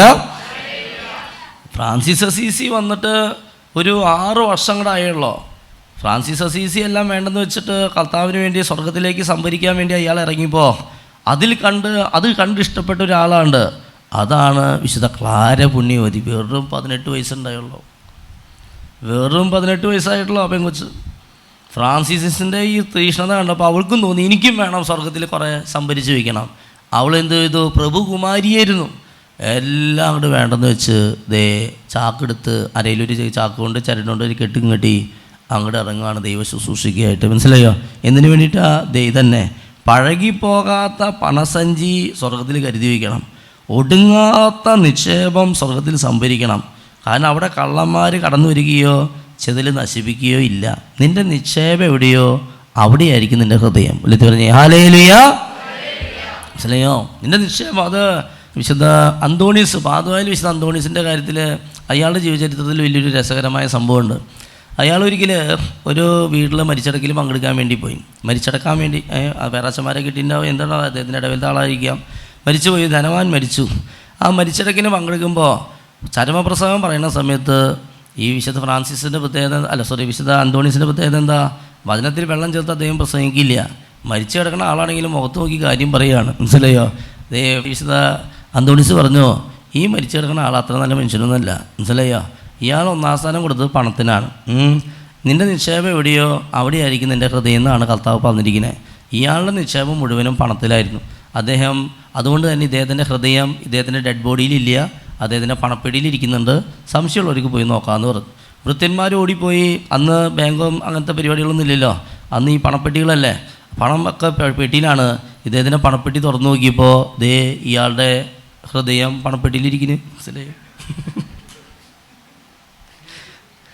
മനസ്സിലായോ? ഉണ്ടായ സംഭവം എന്ന് പറയുന്നത് നിൻ്റെ നിക്ഷേപം എവിടെയോ അവിടെയായിരിക്കും നിൻ്റെ ഹൃദയം. മനസ്സിലായോ? ഹല്ലേലൂയ. ഇത് വെറുതെ പറയുന്നതല്ല കേട്ടോ, വിശുദ്ധരുടെ ചരിത്രത്തിൽ എഴുതി വെച്ചിരിക്കുന്നതാണ്. നിൻ്റെ നിക്ഷേപം എവിടെയോ അവിടെയായിരിക്കും നിൻ്റെ ഹൃദയം. അതുകൊണ്ടാണ് നമ്മൾ ഈ ദശാംശത്തെ പറ്റിയൊക്കെ പറയുമ്പോൾ പറയും, അതായത് പണം ആർക്കാണ് ദശാംശം കൊടുക്കാൻ പറ്റുക? ആർക്കും ഒരു ദാനധർമ്മം ചെയ്യാൻ പറ്റുക? ദശാംശം മാത്രമല്ല, ദാനധർമ്മം ദശാംശമൊക്കെ ചെയ്യാൻ പറ്റുന്ന ആർക്കാ? പണത്തേക്കാൾ ഉപരിയായി ദൈവത്തെ സ്നേഹിക്കുന്നവർക്കാണ് ദശാംശവും ദാനധർമ്മവും കൊടുക്കാൻ പറ്റുള്ളൂ. അല്ലെ പറഞ്ഞേ ഹല്ലേലൂയ. പണത്തിന് 1-ാം സ്ഥാനം കൊടുക്കുന്നവരെ പെട്ടെന്ന് നമുക്ക് തിരിച്ചറിയാം, അവർ ആർക്കും ഒന്നും കൊടുക്കില്ല. അല്ലയോ? പണത്തേക്കാൾ ഉപരിയായി ദൈവത്തെ സ്നേഹിക്കുക, പണത്തേക്കാൾ ഉപരിയായി വ്യക്തികളെ മറ്റുള്ളവരെ സ്നേഹിക്കുക, അങ്ങനെയുള്ളവർക്ക് പണം കൊണ്ട് ദൈവത്തെ ആരാധിക്കാനും പണം കൊണ്ട് ദാനധർമ്മം ചെയ്ത് മറ്റുള്ളവരെ സഹായിക്കാനൊക്കെ പറ്റുള്ളൂ എന്നാണ് പറയുക. മനസ്സിലായോ? വലുത് പറഞ്ഞേ ഹല്ലേലൂയ. അപ്പം നമ്മൾ നേരത്തെ പറഞ്ഞ വിഷയം അവസാനിപ്പിക്കാം. ആ മകൾ എന്നെ വിളിച്ചിട്ട് പറഞ്ഞു, അച്ഛൻ ഇന്നലെ പോയപ്പോൾ വീട്ടിൽ കയറി കുറേ നേരം വർത്താനം പറഞ്ഞു എന്ന് എൻ്റെ അമ്മ എന്നെ വിളിച്ച് പറഞ്ഞു. കുറേ നേരം വിശേഷങ്ങളൊക്കെ പറഞ്ഞെന്ന് അമ്മ പറഞ്ഞു. അപ്പോൾ അച്ഛൻ എന്നിട്ട് അച്ഛൻ കുറേ മെസ്സേജുകളൊക്കെ പറഞ്ഞു. ആ വിശേഷങ്ങളൊക്കെ അച്ഛൻ പറഞ്ഞ കാര്യങ്ങളൊക്കെ എൻ്റെ അമ്മ ഇന്ന് എന്നെ വിളിച്ച് അറിയിച്ചു. അതിൻ്റെ കൂട്ടത്തിൽ അച്ഛൻ വീട്ടിൽ നിന്ന് വെഞ്ചിരിപ്പ് കഴിഞ്ഞ് പുറത്തേക്ക് ഇറങ്ങിയപ്പോൾ ഇങ്ങനെയും പറഞ്ഞു, ഈ വീട്ടിൽ ആരോ വ്യഭിചാരം ചെയ്യുന്നുണ്ട് എന്ന് പറഞ്ഞു. അപ്പോൾ ഞാൻ പറഞ്ഞു, ഞാൻ അങ്ങനെ പറഞ്ഞു എന്ന് പറഞ്ഞു. ഞാൻ വിചാരിച്ചു ഈ പെൺകുട്ടി ഇനി വല്ല ചീത്ത പറയാൻ വരുന്നതാണോ, എന്നിട്ടാണോ ഉദ്ദേശിക്കുന്ന രീതിക്ക് നിൽക്കുകയാണ്. അപ്പോൾ ആ പെൺകുട്ടി പറഞ്ഞു, ആ പറഞ്ഞ വ്യക്തി ഞാനാണ്. മനസ്സിലായി? ഇത് കരയാൻ തുടങ്ങി. ഇത് പറഞ്ഞു, അച്ഛാ ഇപ്പോൾ ഇവിടെ വന്നിട്ട് 4 വർഷം 3 വർഷം അങ്ങോട്ടായി, ഒരു ജോലിയില്ല. ഞാനുണ്ട്, ഭർത്താവുണ്ട്, 2-3 കുട്ടികളുണ്ട്. അപ്പോൾ ഇത്രയും ശമ്പളം ഉണ്ടെങ്കിലേ ഇവിടെ ഞങ്ങൾക്ക് ഒരുമിച്ച് ജീവിക്കാൻ പറ്റുള്ളൂ, അല്ലെങ്കിൽ എനിക്ക് ഇവിടെ നിൽക്കാൻ പറ്റില്ല. അപ്പോൾ ജോലി അന്വേഷിച്ച് എന്ത് ചെയ്ത ജോലി കിട്ടാനില്ല. ഞാൻ GSUത്തിലൊക്കെ നന്നായിട്ട് ആക്റ്റീവായിട്ട് ശുശ്രൂഷ ചെയ്തിരുന്ന ആളാണ്. ജോലി എവിടെ നോക്കിയിട്ട് എത്ര പ്രാർത്ഥിച്ചിട്ട് എന്തൊക്കെ കാട്ടിക്കൂട്ടിയിട്ട് ഒരു രക്ഷയില്ല ജോലി കിട്ടാനായിട്ട്. അങ്ങനെ വന്നപ്പോൾ ഞാനൊരു കമ്പനിയിൽ ചെന്നു. ആ കമ്പനിയിൽ നല്ല ശമ്പളം എല്ലാം ഉണ്ട്. ആ MD പറഞ്ഞു, വിദേശ രാജ്യക്കാരൻ, വേറെ മതക്കാരൻ, അയാൾ പറഞ്ഞു, ഈ ഒരു പരിപാടിക്ക് തയ്യാറാവുകയാണെങ്കിൽ നിനക്ക് ജോലി തരാം. മനസ്സിലായി? കാണാൻ നല്ല ഭംഗിയുള്ള ഒരു പെൺകുട്ടിയാണ്, ഏത് പരിപാടി? വ്യഭിചാരം. വ്യഭിചാരം അതിന് സമ്മതമാണെങ്കിൽ ഞാൻ പറയുന്ന സമയത്തൊക്കെ വരണം, നല്ലൊരു ജോലി, നല്ല ശമ്പളം തരാമെന്ന്. ഇവൾ ആലോചിച്ചു.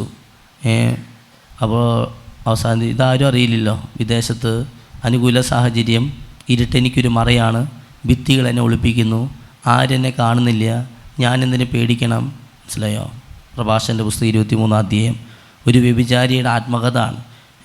ലൈംഗിക പാപങ്ങൾ ചെയ്യുന്നവരുടെ, കള്ളത്തരം കാണിക്കുന്നവരുടെ, അഴിമതി എല്ലാവരുടെയും ഒരു പാപം ചെയ്യുന്നവൻ്റെ ആത്മകഥ ഇതാണ്. പ്രത്യേകിച്ച് ജഡിക പാപം ചെയ്യുന്നവൻ്റെ ആത്മകഥ. ആരാണ് എന്നെ കാണുക?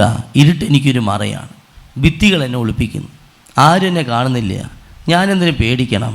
മനുഷ്യനെ മാത്രമേ അവൻ ഭയപ്പെടുന്നുള്ളൂ എന്നാണ് പ്രഭാഷകൻ്റെ പുസ്തകം. എല്ലാത്തതുകൊണ്ടാണ് വചനം വായിക്കാത്തത്.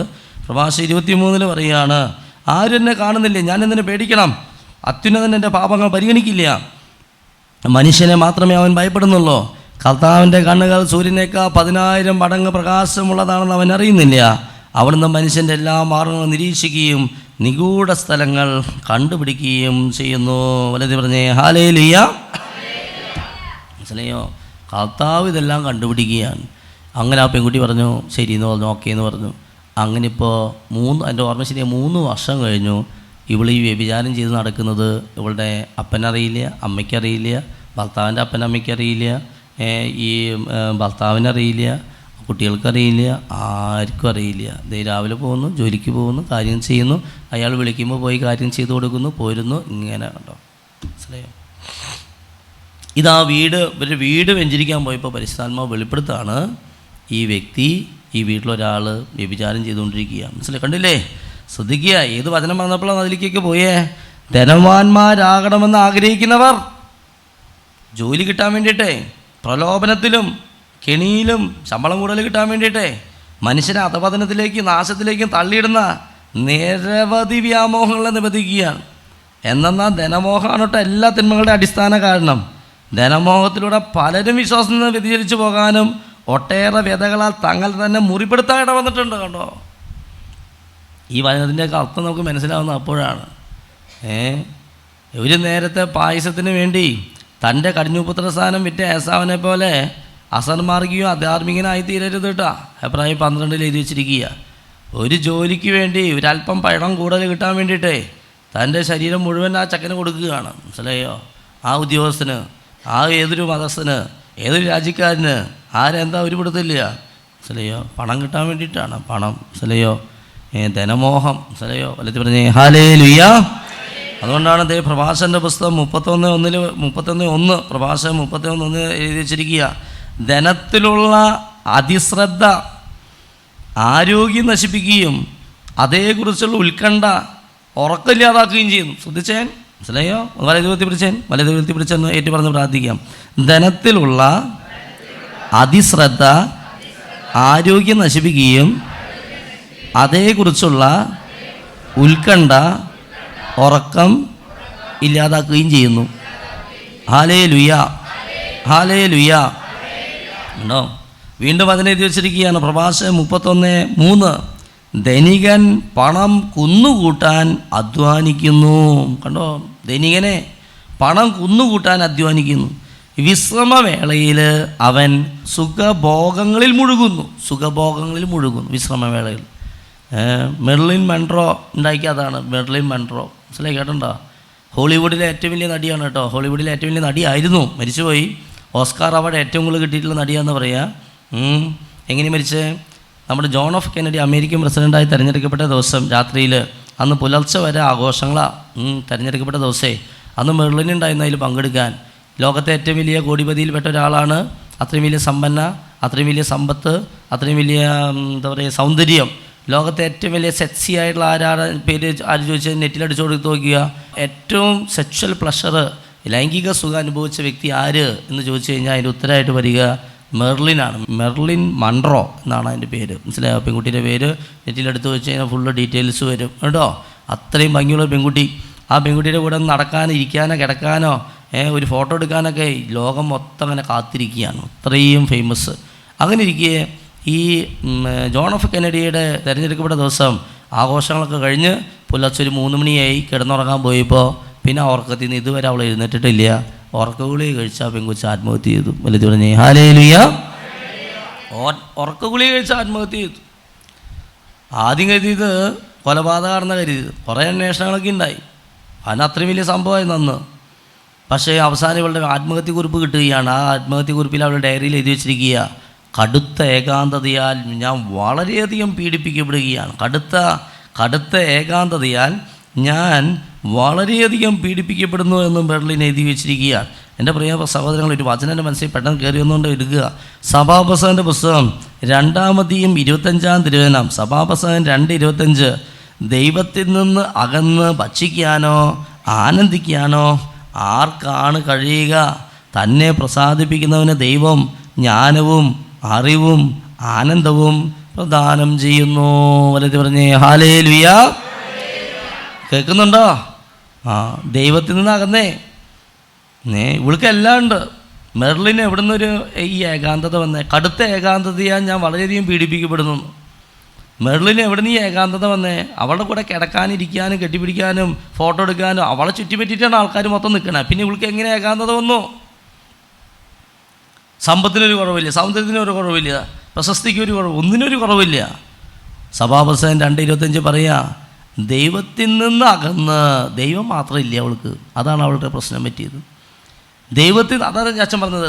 തിന്നുകൊണ്ടോ കുടിച്ചോണ്ടൊന്നും കുഴപ്പമില്ല, തിന്നിൽ കുഴപ്പമില്ല, കുടിക്കൽ കുഴപ്പമില്ല, വിവാഹം ചെയ്തുകൊണ്ട് കുഴപ്പമില്ല, വിവാഹം ചെയ്തു കൊടുത്തുകൊണ്ട് കുഴപ്പമില്ല, വീട് പണിതുകൊണ്ട് കുഴപ്പമില്ല, വീട് വാങ്ങിക്കൊണ്ട് വിറ്റുകൊണ്ട് കുഴപ്പമില്ല, സ്ഥലം വാങ്ങിക്കൊണ്ട് വിറ്റുകൊണ്ട് കുഴപ്പമില്ല. നോഹിൻ്റെ കാലഘട്ടത്തിലൊക്കെ അങ്ങനെയായിരുന്നു. വിവാഹം ചെയ്തു കൊടുത്തും തിന്നും കുടിച്ചും അത് മാത്രമായി തീരരുത്. ദൈവത്തെ മറന്നുപോയത്. ഒരു പാട്ടില്ലേ, ദൈവത്തെ മറന്നു കുഞ്ഞേ ജീവിക്കരുതേ, ദൈവമല്ലേ ജീവിതത്തിൽ നിൻ്റെ സർവവും. കണ്ടോ, ഇതവൾ മറന്നുപോയി. ദൈവത്തിൽ നിന്ന് അകന്ന് ഭക്ഷിക്കാനോ ആനന്ദിക്കാനോ ആർക്കാണ് കഴിയുക? തന്നെ പ്രസാദിപ്പിക്കുന്നവന് ദൈവം എന്തു കൊടുക്കും? ജ്ഞാനം കൊടുക്കും, അറിവ് കൊടുക്കും, പിന്നെ ഒന്നും കൂടിയും കൊടുക്കും. എന്താ കൊടുക്കാന്നറിയോ? ആനന്ദവും പ്രദാനം ചെയ്യുന്നു. വലത്ത് പറഞ്ഞേ ഹല്ലേലൂയ. ഈ ആനന്ദം ഇല്ലാണ്ടായിപ്പോയി. ജീവിതത്തിലൊരു ആനന്ദമില്ല. കുറേ സെറ്റ്സ് ചെയ്യും, മാറിയിരുന്ന് കരയും. കുറേ പെൺകുട്ടികളെ കണ്ടിട്ടുണ്ട് അച്ഛൻ. ഫോണിലൂടെ സ്വന്തം നഗ്നത കാണിച്ചു കൊടുക്കുക, അയച്ചു കൊടുക്കും പ്രേമിക്കുന്ന ചെക്കന് പെണ്ണിന്. എന്നിട്ട് മാറിയിരുന്ന് കരയും. പിന്നെ പിറ്റേ ദിവസം വീണ്ടും ഇത് കാണിച്ചു കൊടുക്കും, സ്വയംഭവം ചെയ്യുന്നത് കാണിച്ചു കൊടുക്കുക, അയച്ചു കൊടുക്കും, എല്ലാം നേക്കഡ് വീഡിയോസൊക്കെ അയച്ചു കൊടുക്കും. അതിനുശേഷം മാറിയിരുന്ന് കരയും. പിന്നെ ലോഡ്ജിൽ പോയി ചെയ്യും, പാപം ചെയ്യും, കുറേ കോൺട്രാസെപ്റ്റീവ് പിൽസ് കഴിക്കും, ഗർഭനിരോധന കുറവ് ഉപയോഗിക്കും, അബോർഷൻ ചെയ്യും. അതിന് മാറിയിരുന്ന് കരയും. അതിന് വീണ്ടും ഇത് തന്നെ ചെയ്യും. തന്നെ പരിപാടി. മനസ്സിലായോ? വലുത് പറഞ്ഞേ ഹല്ലേലൂയ. ഈ സുഖഭോഗങ്ങളിൽ ദൈവത്തെ വിട്ട് എന്താ ഈ കരയണേ? ഇത്രമാത്രം ലൈംഗിക സുഖം അനുഭവിക്കാൻ പറ്റിയ അതിൽ ഭയങ്കര സന്തോഷം എന്ന് വെച്ചാൽ നീ സന്തോഷിക്കല്ല, ചിരിക്കല്ല വേണ്ടത്. പിന്നെ എന്താ നീ ഇങ്ങനെ ഗ്ലൂമിയായിട്ട് നടക്കണേ? ദൈവമില്ല. ദൈവത്തിൽ നിന്ന് അകന്ന് ഭക്ഷിക്കാൻ ആനന്ദിക്കാൻ ആർക്കെങ്കിലും സാധിക്കുമോ? ദൈവത്തെ പ്രസാദിപ്പിക്കുന്നതിന് ദൈവം ആനന്ദം പ്രദാനം ചെയ്യും. ആനന്ദം ഒരു ഭയങ്കര സന്തോഷമാണ്. അവിടെ സെറ്റ്സോ അങ്ങനത്തെ ഒന്നും ഉണ്ടാവണമെന്നില്ല, മദ്യമൊന്നും ഉണ്ടാവണമെന്നില്ല, നല്ല സൂക്ഷിച്ച ഭക്ഷണമൊന്നും ഉണ്ടാവണമെന്നില്ല. പക്ഷെ ദൈവത്തിൻ്റെ കൂടെ ആയിരിക്കും ഒരു ഭയങ്കര സന്തോഷം, എന്തൊന്നുമില്ലാത്തൊരു സന്തോഷം. അത് ശരിക്കും അനുഭവിച്ചറിഞ്ഞിട്ടുണ്ട് ഞാൻ. നിങ്ങളും അനുഭവിച്ചിട്ടുണ്ടാവും കുറച്ച് പേരെങ്കിലൊക്കെ. ദൈവത്തിൻ്റെ കൂടെ വരുമ്പോൾ ഒരു സന്തോഷമുണ്ട്. വേറെ ഒന്നുമില്ലെങ്കിലും ഒരു ദൈവം ഉണ്ടെന്നാകുമ്പോൾ ഒരു സന്തോഷം. ദൈവം തരുന്ന സന്തോഷമാണ്. അത് ഈശോ പറഞ്ഞില്ലേ, ഞാൻ തരുന്ന സന്തോഷം ആരും നിങ്ങളിന്ന് എടുത്തു മാറ്റില്ലേ. ലോകം തരുന്ന സന്തോഷം പോലെയല്ല ഞാൻ തരുന്നത്. ഞാൻ തരുന്ന സന്തോഷം സമാധാനമൊന്നും ഒരാളും നിങ്ങളിന്ന് എടുത്തു മാറ്റില്ല. വലുത് പറഞ്ഞേ ഹല്ലേലൂയ. അതുപോലെ ധനികൻ പണം കുന്നുകൂട്ടാൻ അധ്വാനിക്കുക, വിശ്രമവേളയിൽ അവൻ സുഖഭോഗങ്ങളിൽ അങ്ങോട്ട് മുഴുകുകയാണ്. അടുത്തത് 5-ാമത്തെ വാക്യം നോക്കിയാൽ, 5-ാമത്തെ വാക്യം, സ്വർണത്തെ സ്നേഹിക്കുന്നവന് നീതീകരണമില്ല. ഓക്കെ, സ്വർണത്തെ സ്നേഹിക്കുന്നവന് നീതീകരണമില്ല, പണത്തെ പിന്തുടരുന്നവന് മാർഗഭ്രംശം സംഭവിക്കും. ഇതൊക്കെ നിങ്ങൾ വീട്ടിൽ പോയിട്ട് വായിച്ചോളൂ വചനം. പണത്തെ പിന്തുടരുക, അങ്ങനെ പിന്തുടരുന്നവന് എന്ത് സംഭവിക്കും? മാർഗഭ്രംശം സംഭവിക്കുന്ന പറയാം. മനസ്സിലായോ? സ്വർണ്ണ നിമിത്തം പലരും നശിച്ചിട്ടുണ്ട്, നാശത്തെ അവർ മുഖാമുഖം ദർശിക്കുകയാണ്. അതിനുവേണ്ടി ജീവിതം അർപ്പിച്ചിരിക്കുന്നവർക്ക് അതൊരു കെണിയാണ്, ഭോഷന്മാർ അതിൽ വീഴും. വല്ലത് പറഞ്ഞേ ഹല്ലേലൂയ. ഭോഷന്മാരതിൽ വീഴും, ഭോഷന്മാരതിൽ വീഴും. അതുകൊണ്ട് എൻ്റെ പ്രിയ സഹോദരങ്ങളെ, അതുകൊണ്ടാണ് ധനത്തിലേക്കുള്ള അതിശ്രദ്ധ അതുകൊണ്ടാണ് ഇത് വചനഭാഗ സുഭാഷിതങ്ങളുടെ പുസ്തകം 28-ാം അധ്യായം അച്ഛൻ വായിക്കാം. സുഭാഷിതം 28:8 ശ്രദ്ധിച്ചോ.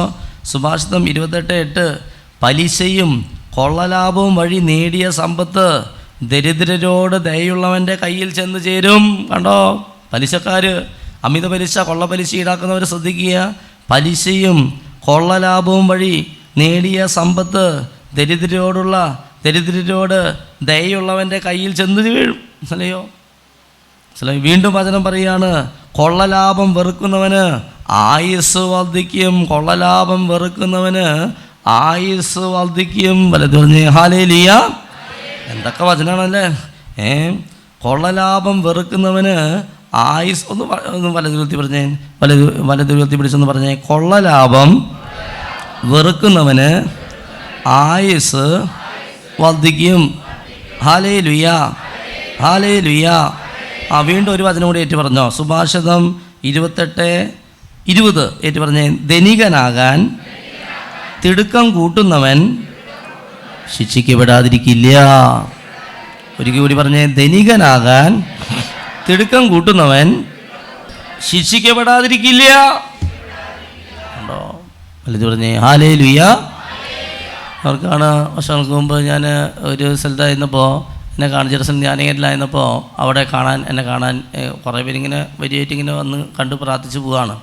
അപ്പോൾ ഒരു കപ്പിയാർ വരികയാണ്. ഇയാളിങ്ങനെ വന്ന് കസേരയിൽ ഇങ്ങനെ ഇരുന്നു. അപ്പോൾ ഞാൻ ഒരു കപ്പിയാരാണ് അച്ഛാ, ഇത്രയും വർഷമായി, 71 വയസ്സായിട്ടുണ്ട് അദ്ദേഹത്തിന്. അപ്പോൾ അദ്ദേഹം ഒരു കൊച്ചുപള്ളിയിലാണ്. അപ്പോൾ അദ്ദേഹം പറഞ്ഞു, അച്ഛൻ്റെ അപ്പോൾ എന്താ പ്രാർത്ഥിക്കേണ്ടത്? അപ്പോൾ പറഞ്ഞു, അച്ഛാ എൻ്റെ മോന് എന്താ പറയുക, എന്ത് ചെയ്ത് ജോലി കിട്ടുന്നില്ലേ? 2 മക്കളാണ്. ഒരെണ്ണം 30 വയസ്സ്, ഒരാൾക്ക് 17, ഒരാൾ +2 പഠിക്കുന്നത്. അപ്പോൾ 30 വയസ്സുകാരൻ ബിടെക് കഴിഞ്ഞ് എന്ത് ചെയ്താൽ അവന് ജോലി കിട്ടില്ല, എന്താണ് അവൻ്റെ പ്രശ്നം?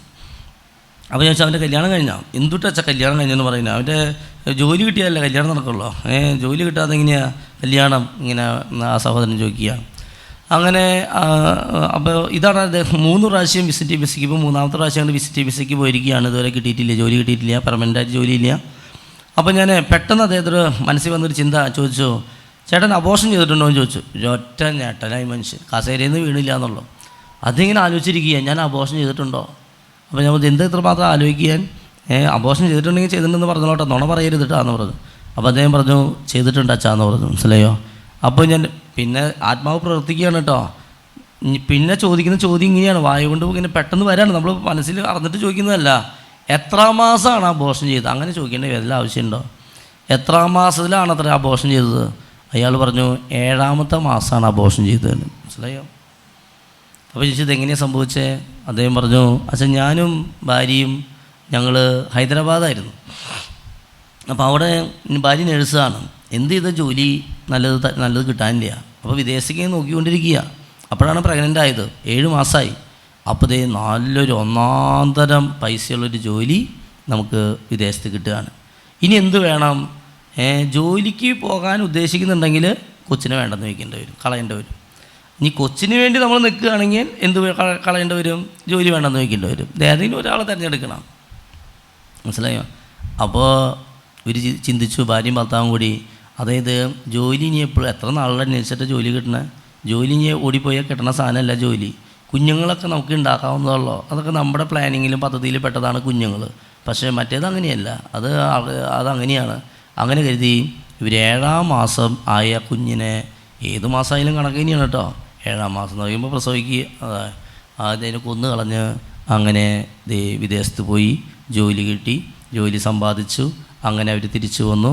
അങ്ങനെ 10 വർഷത്തിന് ശേഷം മറ്റുണ്ടായ കുട്ടിയാണ് 2ാമത്തെ കുട്ടി. അതാണ് ഇവർ തമ്മിൽ ഏജ് വ്യത്യാസം കണ്ടില്ലേ? ഒരാൾ 30 വയസ്സാണ്, ഒരെണ്ണം +2 ആയിട്ടുള്ള. അത്രയും ഏജ് വ്യത്യാസം വരാൻ കാരണം അതിൻ്റെ ഇടയിലുണ്ടായി കുഞ്ഞിനെ ഇവർ കൊന്നു കളഞ്ഞിട്ടുണ്ട്. ഉണ്ടോ? വല്ലത് പറഞ്ഞേ ഹല്ലേലൂയ.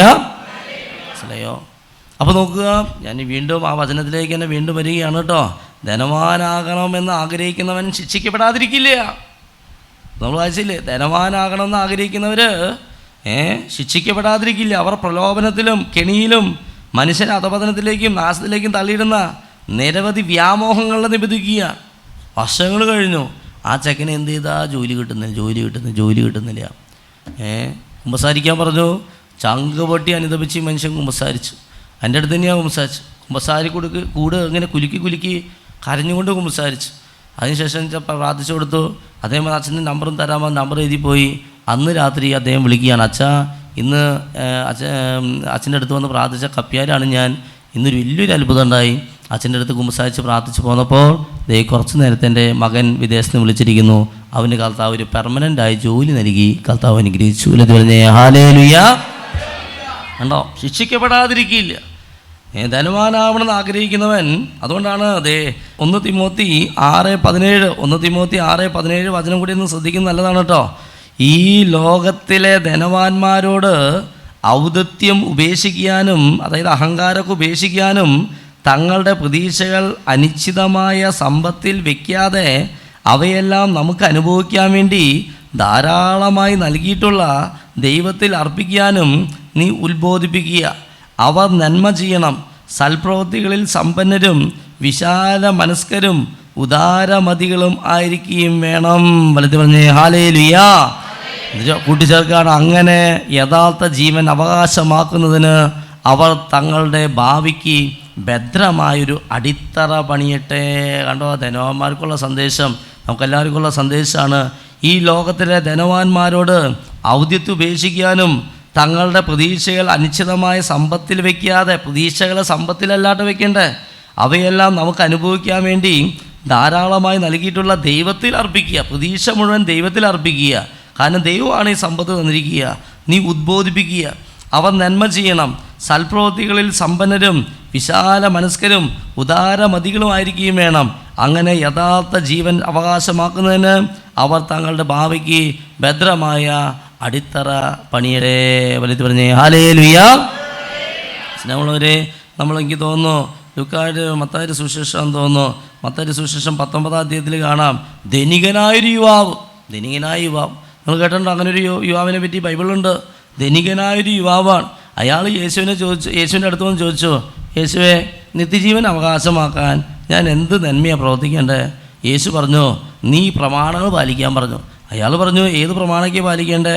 അപ്പോൾ യേശു പറഞ്ഞു, കൊല്ലരുത്, വ്യഭിചാരം ചെയ്യരുത് കേട്ടോ, മോഷ്ടിക്കരുത് കേട്ടോ, കള്ളസാക്ഷ്യം നൽകരുത്, പിതാവിനെ അപ്പനമ്മേനെയൊക്കെ ബഹുമാനിച്ചോളോ, നിന്നെപ്പോലെ നിൻ്റെ അയൽക്കാരനെ സ്നേഹിക്കണം. ആ യുവാവ് പറഞ്ഞു, ഇതൊക്കെ ഞാൻ അനുസരിച്ചിട്ടുണ്ട്. കണ്ടോ, ഇതെല്ലാം ഞാൻ അനുസരിച്ചിട്ടുള്ള ആളാണ്, ശരിയാണ് താനും. എനിക്ക് എന്തെങ്കിലും കുറവുണ്ടോ? യേശു പറഞ്ഞു, നിനക്കൊരു കുറവുണ്ട് കേട്ടോ. കാര്യം ഇതൊക്കെ ശരിയാണ്, എന്നാലും നീ സ്വർഗ്ഗത്തിൽ പ്രവേശിക്കില്ല. ഒരു കാര്യം കൊണ്ട് നീ ചെയ്യണം, എന്നാലും നീ സ്വർഗ്ഗത്തിൽ പ്രവേശിക്കുള്ളൂ. നിനക്കൊരു കുറവുണ്ട്. അവൻ ചോദിച്ചു, ഏതാ കുറവ്? യേശു പറഞ്ഞു, നീ പൂർണ്ണനാകാൻ ആഗ്രഹിക്കുന്നെങ്കിൽ പോയി നിനക്കുള്ളതെല്ലാം വിറ്റ് ദരിദ്രർക്ക് കൊടുക്കുക. അപ്പോൾ നീ സ്വർഗ്ഗത്തിൽ നിനക്ക് നിക്ഷേപം ഉണ്ടാവും. പിന്നെ വന്ന് അനുഗമിക്കുക. അടുത്ത വചനം ശ്രദ്ധിച്ചോ. ഈ വചനം കേട്ട യുവാവ് സങ്കടത്തോടെ തിരിച്ചുപോയി. കാരണം എന്താ? കാരണം എഴുതി വെച്ചിരിക്കുക, അവന് വളരെയേറെ സമ്പത്തുണ്ടായിരുന്നു. പറഞ്ഞേ ഹല്ലേലൂയ. അവൻ സങ്കടത്തോടെ തിരിച്ചുപോയി എന്ന് പറയാം. അതായത് അവന് സ്വർഗത്തിൽ പ്രവേശിക്കാൻ പറ്റിയില്ല എന്ന് ആ യുവാവിന്. കാരണം യേശു പറഞ്ഞതുപോലെ ദൈവത്തിന് 1-ാം സ്ഥാനം കൊടുക്കാൻ പറഞ്ഞു. കൽപ്പനകളൊക്കെ നീ പാലിക്കുന്നുണ്ട്, പക്ഷെ 1-ാം സ്ഥാനം നീ ദൈവത്തിന് കൊടുക്കണമെന്ന് പറഞ്ഞു. സമ്പത്തിനല്ല 1-ാം സ്ഥാനം. സമ്പത്ത് തന്നവന് 1-ാം സ്ഥാനം കൊടുക്കാൻ പറഞ്ഞപ്പോൾ അതവന് അങ്ങോട്ട് ഉൾക്കൊള്ളാൻ പറ്റുന്നില്ല.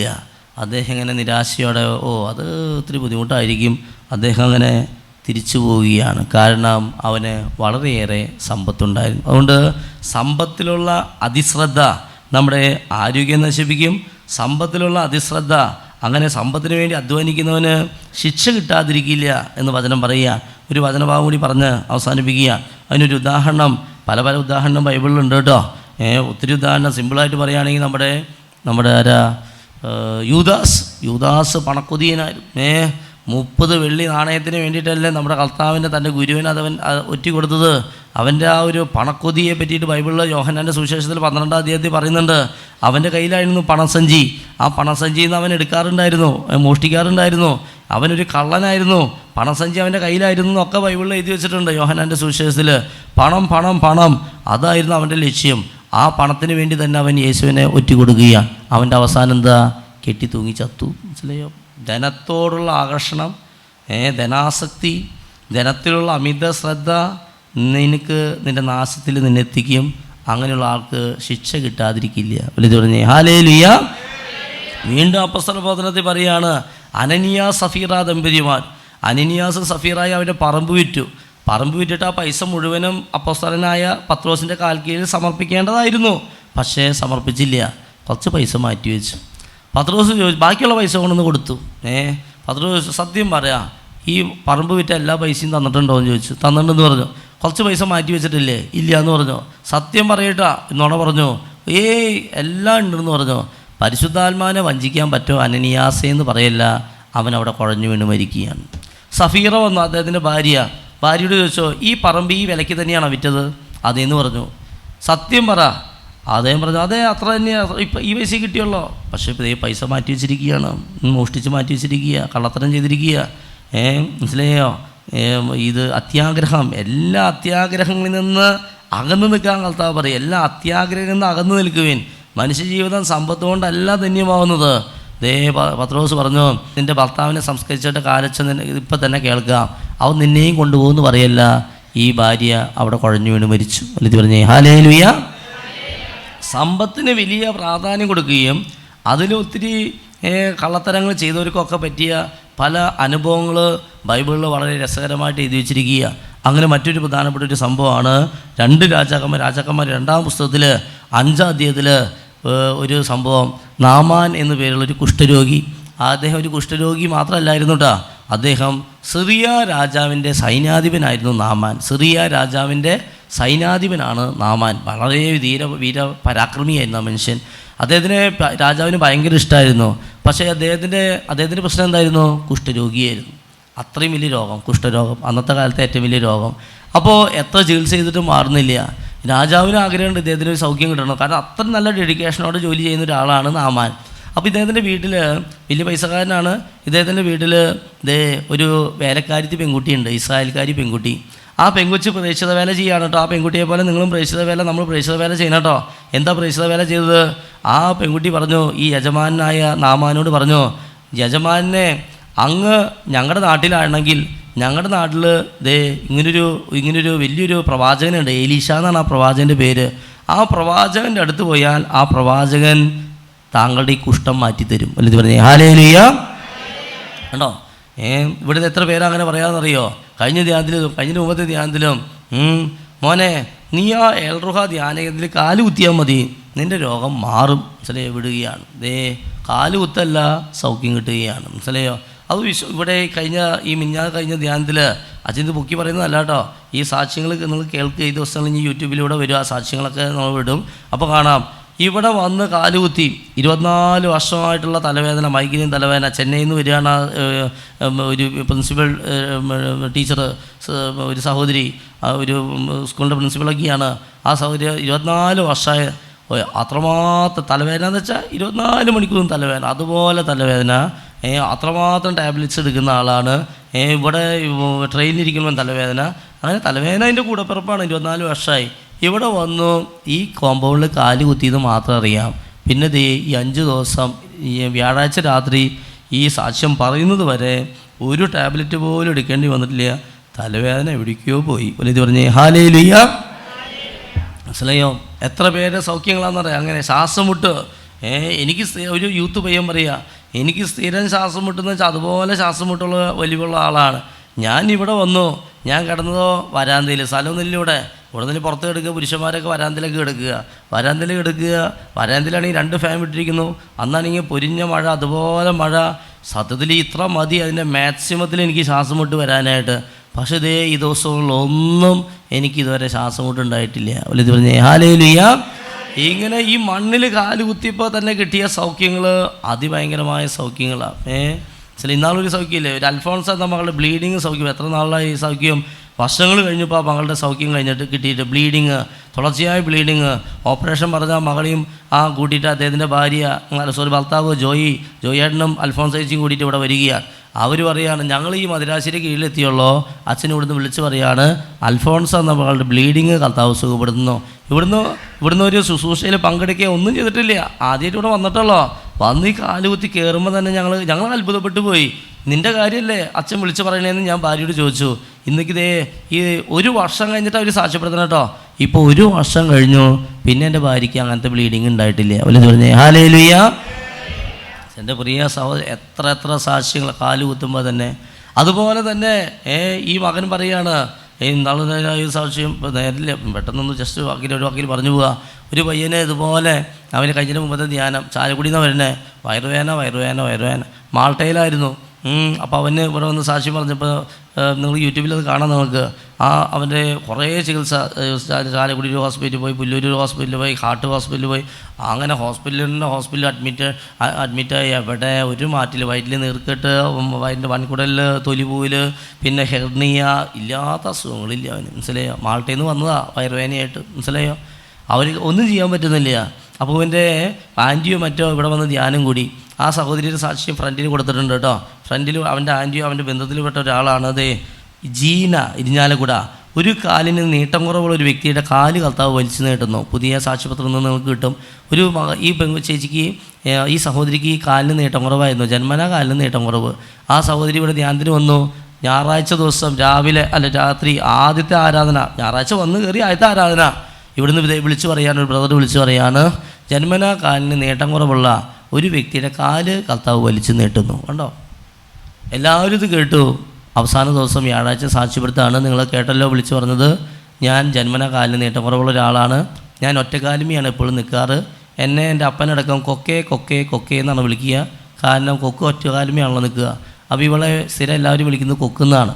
കാരണം ഒറ്റക്കാലും നിൽക്കുമ്പോഴാണ് എനിക്ക് ഈ ശരീരത്തിന് ബലം കിട്ടുള്ളൂ. ഈ ബ്രദർ ഇത് വിളിച്ചു പറഞ്ഞപ്പോൾ ഞാൻ ചിന്തിച്ചു, ദൈവം എന്നെ പറ്റിയല്ലേ വിളിച്ചു പറയുന്നത്, ഞാനല്ലേ ഇങ്ങനെ കാലിന് നീട്ടം കുറവുള്ള ആൾ. അതിനുശേഷം ഞാൻ ശ്രദ്ധിക്കുകയാണ്, എനിക്ക് ഒറ്റക്കാലുമേ നിൽക്കാൻ പറ്റുന്നില്ല. ഒറ്റക്കാലുമേ നിൽക്കുമ്പോൾ എനിക്ക് ബലം കിട്ടുന്നില്ല. ഞാൻ രണ്ട് കാലുമേ നിൽക്കുമ്പോൾ എനിക്ക് ബലം കിട്ടുകയാണ്. മനസ്സിലായോ? ഒറ്റക്കാലുമേ എനിക്ക് നിൽക്കാൻ പറ്റുന്നില്ല. ഇത്ര 35 വയസ്സുള്ള ഒരു സഹോദരിയാണ് കേട്ടോ, ജീന. ഇവളുടെ സാക്ഷിയാണ് ആദ്യം കൊടുത്തിരിക്കുക. ഇവൾക്ക് സ്ഥിരം അവൾ ഒറ്റക്കാലുമേ നിന്നിരുന്ന ആളാണ് ഈ 35 വർഷം. ആ ആൾ ഇത് വിളിച്ചു പറഞ്ഞതിന് ശേഷം ആൾക്ക് ഒറ്റക്കാലുമേ നിൽക്കാൻ പറ്റുന്നില്ല, ബലം കിട്ടുന്നില്ല. രണ്ട് കാലുമേ നിൽക്കുമ്പോൾ അതെ പച്ചൻ രണ്ട് കാലുമേ നിൽക്കണേ, നല്ല ബലം കിട്ടുന്നുണ്ട്. മനസ്സിലായോ? അപ്പോൾ അതായത് ഈ മകളുടെ കാലിൻ്റെ നീട്ടം, ആ നീട്ടക്കുറവ് കർത്താവ് വലിച്ചു നീട്ടി രണ്ട് കാലും ഒരേ നീട്ടത്തിലായി. വലുത് പറഞ്ഞേ ഹല്ലേലൂയ. ഇവളാണ് അവിടെ പോയി പ്രേക്ഷിത വേല ചെയ്യാണ്. അവളുടെ നാട്ടിൽ പോയിട്ട്, ഇരിഞ്ഞാലക്കുട പോയിട്ട്, ചാലക്കുടിയിലുള്ള അവൻ്റെ ബന്ധുവിനോട് പറഞ്ഞു, എൻ്റെ മോനെ നീ ഇത് വെച്ചുകൊണ്ടിരിക്കേണ്ട, നീ പൊക്കോ, നീ എത്ര നാളെ ചികിത്സ ചെയ്ത് നടക്കണം, മാറിയിട്ടില്ലല്ലോ, നീ ഏൾറുഹയുടെ മണ്ണിൽ കാല് കുത്തുമ്പോൾ തന്നെ കർത്താവ് നിന്നെ സുഖപ്പെടുത്തും, വിശ്വസിച്ച് പോകാൻ പറഞ്ഞു. അങ്ങനെ അപ്പനും അമ്മയും അവനും കൂടി ഇവിടെ ധ്യാനിക്കാൻ വരികയാണ്.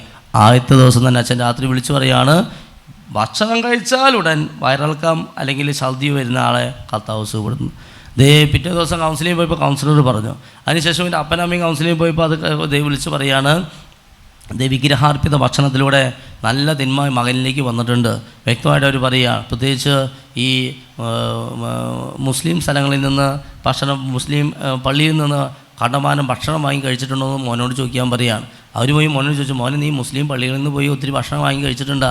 അവൻ പറഞ്ഞു, അമ്മേ ഞാൻ മാൾട്ടയിലായിരുന്ന സമയത്ത് ഇഷ്ടംപോലെ ഭക്ഷണം അവിടെ നിന്ന് പോയി കഴിക്കാറുണ്ട്. മനസ്സിലായോ? അവൻ്റെ കുമ്പസാരിക്കാൻ അത് വിട്ടുപോയി. അവൻ എൻ്റെ അടുത്ത് വന്ന് പറഞ്ഞു, അച്ഛാ കുമ്പസാരം എനിക്കൊന്ന് കുമ്പസാരിക്കണം. ഞാൻ പറഞ്ഞു, ഇനി മോനെ നാളെ കുമ്പസാരമുണ്ട്, വ്യാഴാഴ്ച ദിവസം, നീ ഇന്നത്തെ ദിവസം മനസ്സുകൊണ്ട് അനുദപിച്ച് നീ പ്രാർത്ഥിച്ചുകൊണ്ടിരിക്കുകയെ. അവൻ മാത്രം ആഗ്രഹിച്ച് ബുധനാഴ്ച ദിവസം, ഞാൻ ചുരുക്കി പറയുകയാണ്, ബുധനാഴ്ച ദിവസം അവൻ ചങ്കുപൊട്ടി പ്രാർത്ഥിക്കുക. ആരാധനയ്ക്കിടയിൽ സൈലൻ്റായിട്ടിരിക്കുന്ന സമയം മെസ്സേജ് വിളിച്ച് പറയാൻ തുടങ്ങി.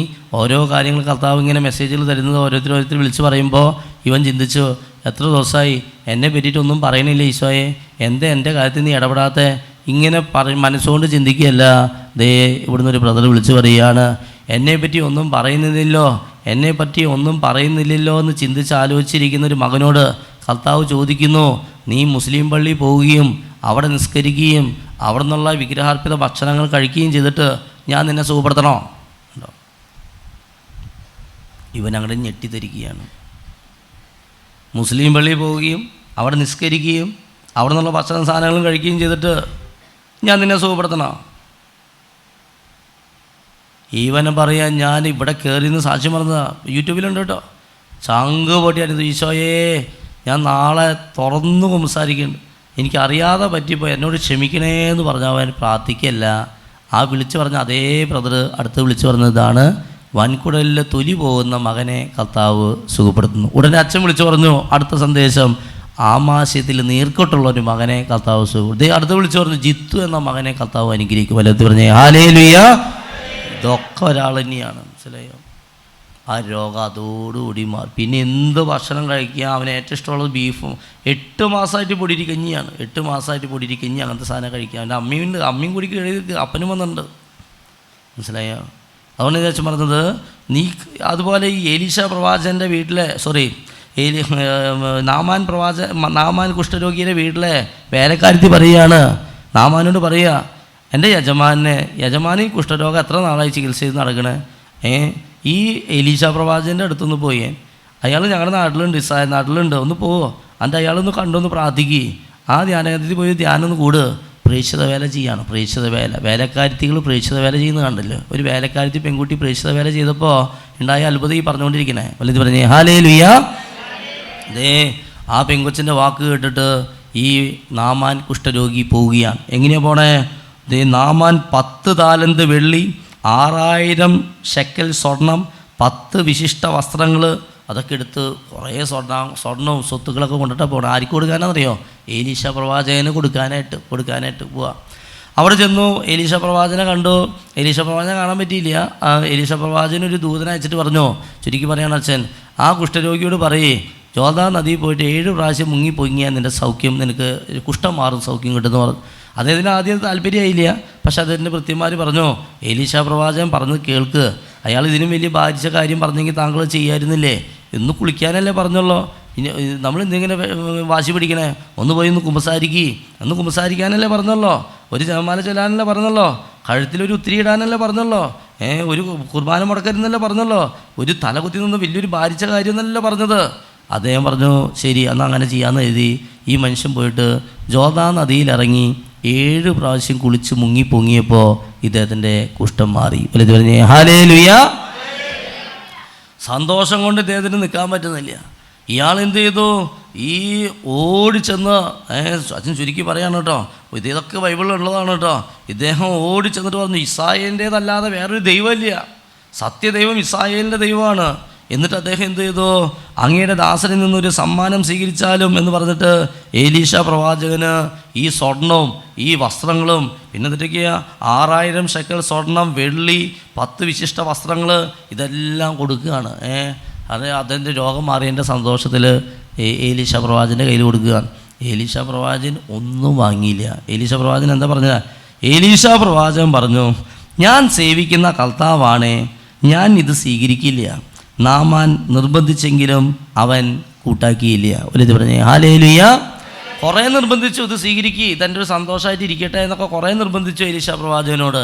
എലീശ പ്രവാചകൻ പറഞ്ഞു, എനിക്ക് അതൊന്നും വേണ്ട, ഒന്നും വേണ്ട, അത് നിങ്ങൾ തിരിച്ചു കൊണ്ടുപോകാൻ പറഞ്ഞല്ല, ഒരു സ്വത്തും വേണ്ട, ഒരു പണം വേണ്ട, എനിക്ക് ഒന്നും വേണ്ട, കൊണ്ടുപോകാം. കുറേ നിർബന്ധിച്ചു നാമാൻ. അതുകൊണ്ട് നാമാൻ കുറേ നിർബന്ധിച്ചെങ്കിലും അദ്ദേഹം വഴങ്ങിയില്ല. അങ്ങനെ ഇത് എന്ത് ചെയ്തു?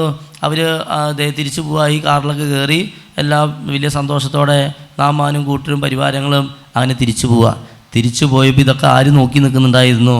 ഈ എലീശ പ്രവാചകൻ്റെ വീട്ടിലെ വേലക്കാരൻ ഭൃത്യൻ ഗഹസി. അയാളിത് കണ്ടു നിൽക്കുക. അയാൾ ചിന്തിക്കുക, ദൈവമേ, ഇതുപോലെ സാധനങ്ങൾ ഈ എലീശ പ്രവാചകന് കൊടുത്തിട്ട് ഒരു സ്വർണം പോലും, ഒരു വെള്ളി പോലും, ഒരു ഉടുപ്പ് പോലും വാങ്ങിയില്ലല്ലോ. അപ്പോൾ ഇയാൾ യജമാനൻ അറിയാതെ ചെയ്ത കാര്യങ്ങൾ ചെന്ന് വായിക്കാം. അപ്പോൾ ദൈവപുരുഷനായ എലീശായുടെ ഭൃത്യൻ ഗഹസി ചിന്തിച്ചു, എൻ്റെ യജമാനൻ സിറിയക്കാരനായ നാമാൻ കൊണ്ടുവന്നതൊന്നും സ്വീകരിക്കാതെ വിട്ടയച്ചിരിക്കുന്നു. കർത്താവാണേ, ഞാൻ അവൻ്റെ പുറകെ ചെന്ന് അവനോട് എന്തെങ്കിലും വാങ്ങും. ഗഹസി നാമാനെ പിന്തുടർന്നു. പുറകെ ഒരാൾ ഓടി വരുന്നത് കണ്ട് നാമാൻ അവനെ സ്വീകരിക്കാൻ രഥത്തിൽ നിന്ന് ഇറങ്ങി കാര്യം തിരക്കി. അവൻ പറഞ്ഞു, എല്ലാം ശുഭം തന്നെ. എഫ്രായിം മലനാട്ടിൽ നിന്ന് പ്രവാചകഗണത്തിൽപ്പെട്ട 2 ചെറുപ്പക്കാർ ഇപ്പോൾ എൻ്റെ അടുത്ത് വന്നിരിക്കുക. നുണ പറയാണ് കേട്ടോ, നുണ പറയുക. അവർക്ക് 1 താലന്ത് വെള്ളിയും 2 വിശേഷ വസ്ത്രങ്ങളും തന്നയക്കണമെന്ന് ഞാൻ അപേക്ഷിക്കുകയാണ് എന്ന് യജമാനൻ പറഞ്ഞയച്ചിരിക്കുകയാണ്. എലീശ പ്രവാചകൻ പറഞ്ഞു എന്ന് കുറച്ച് പൈസ എനിക്ക് തന്നയക്കാനായിട്ട്.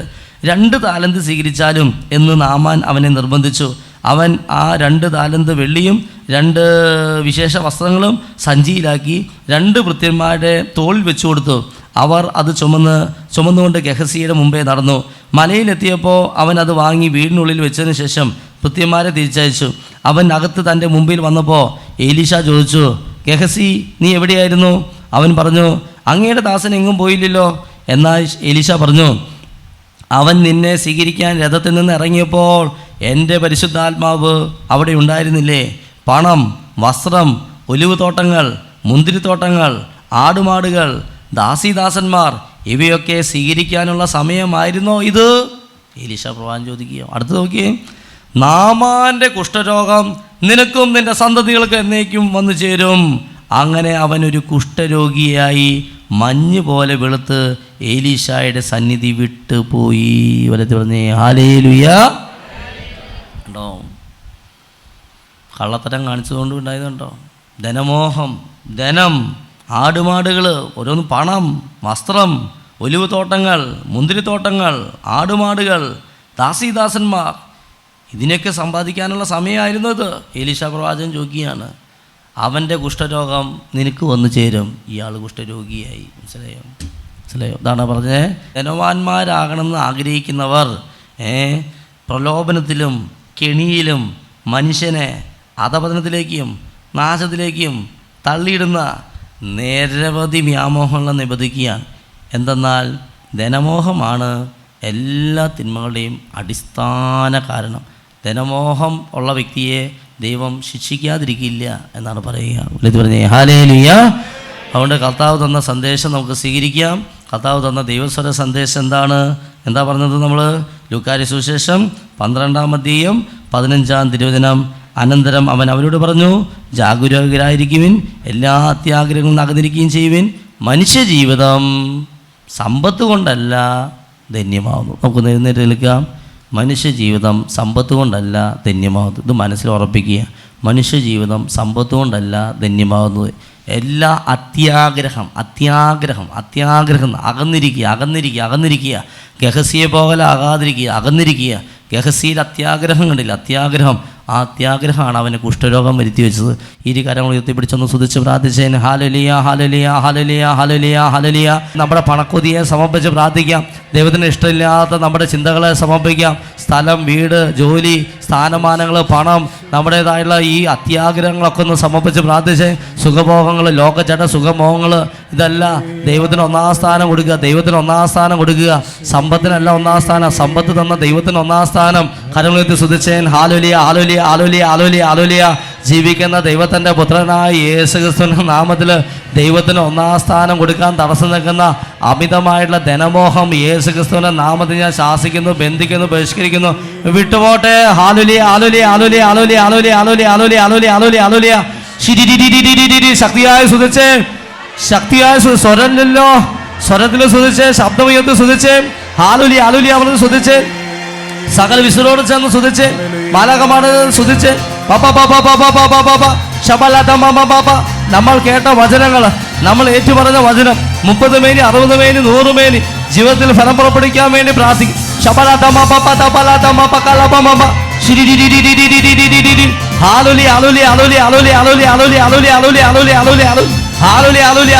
നിങ്ങൾ ആദ്യം അവിടുത്തെ രാജ്യനീതി അന്വേഷിക്കുക, ബാക്കിയെല്ലാം കൂട്ടിച്ചേർക്കപ്പെടാം. വിളിച്ചേ 3 പ്രാവശ്യം യേശുവേ എന്നൊന്ന് വിളിച്ച്, യേശുവേ, യേശുവേ, യേശുവേ.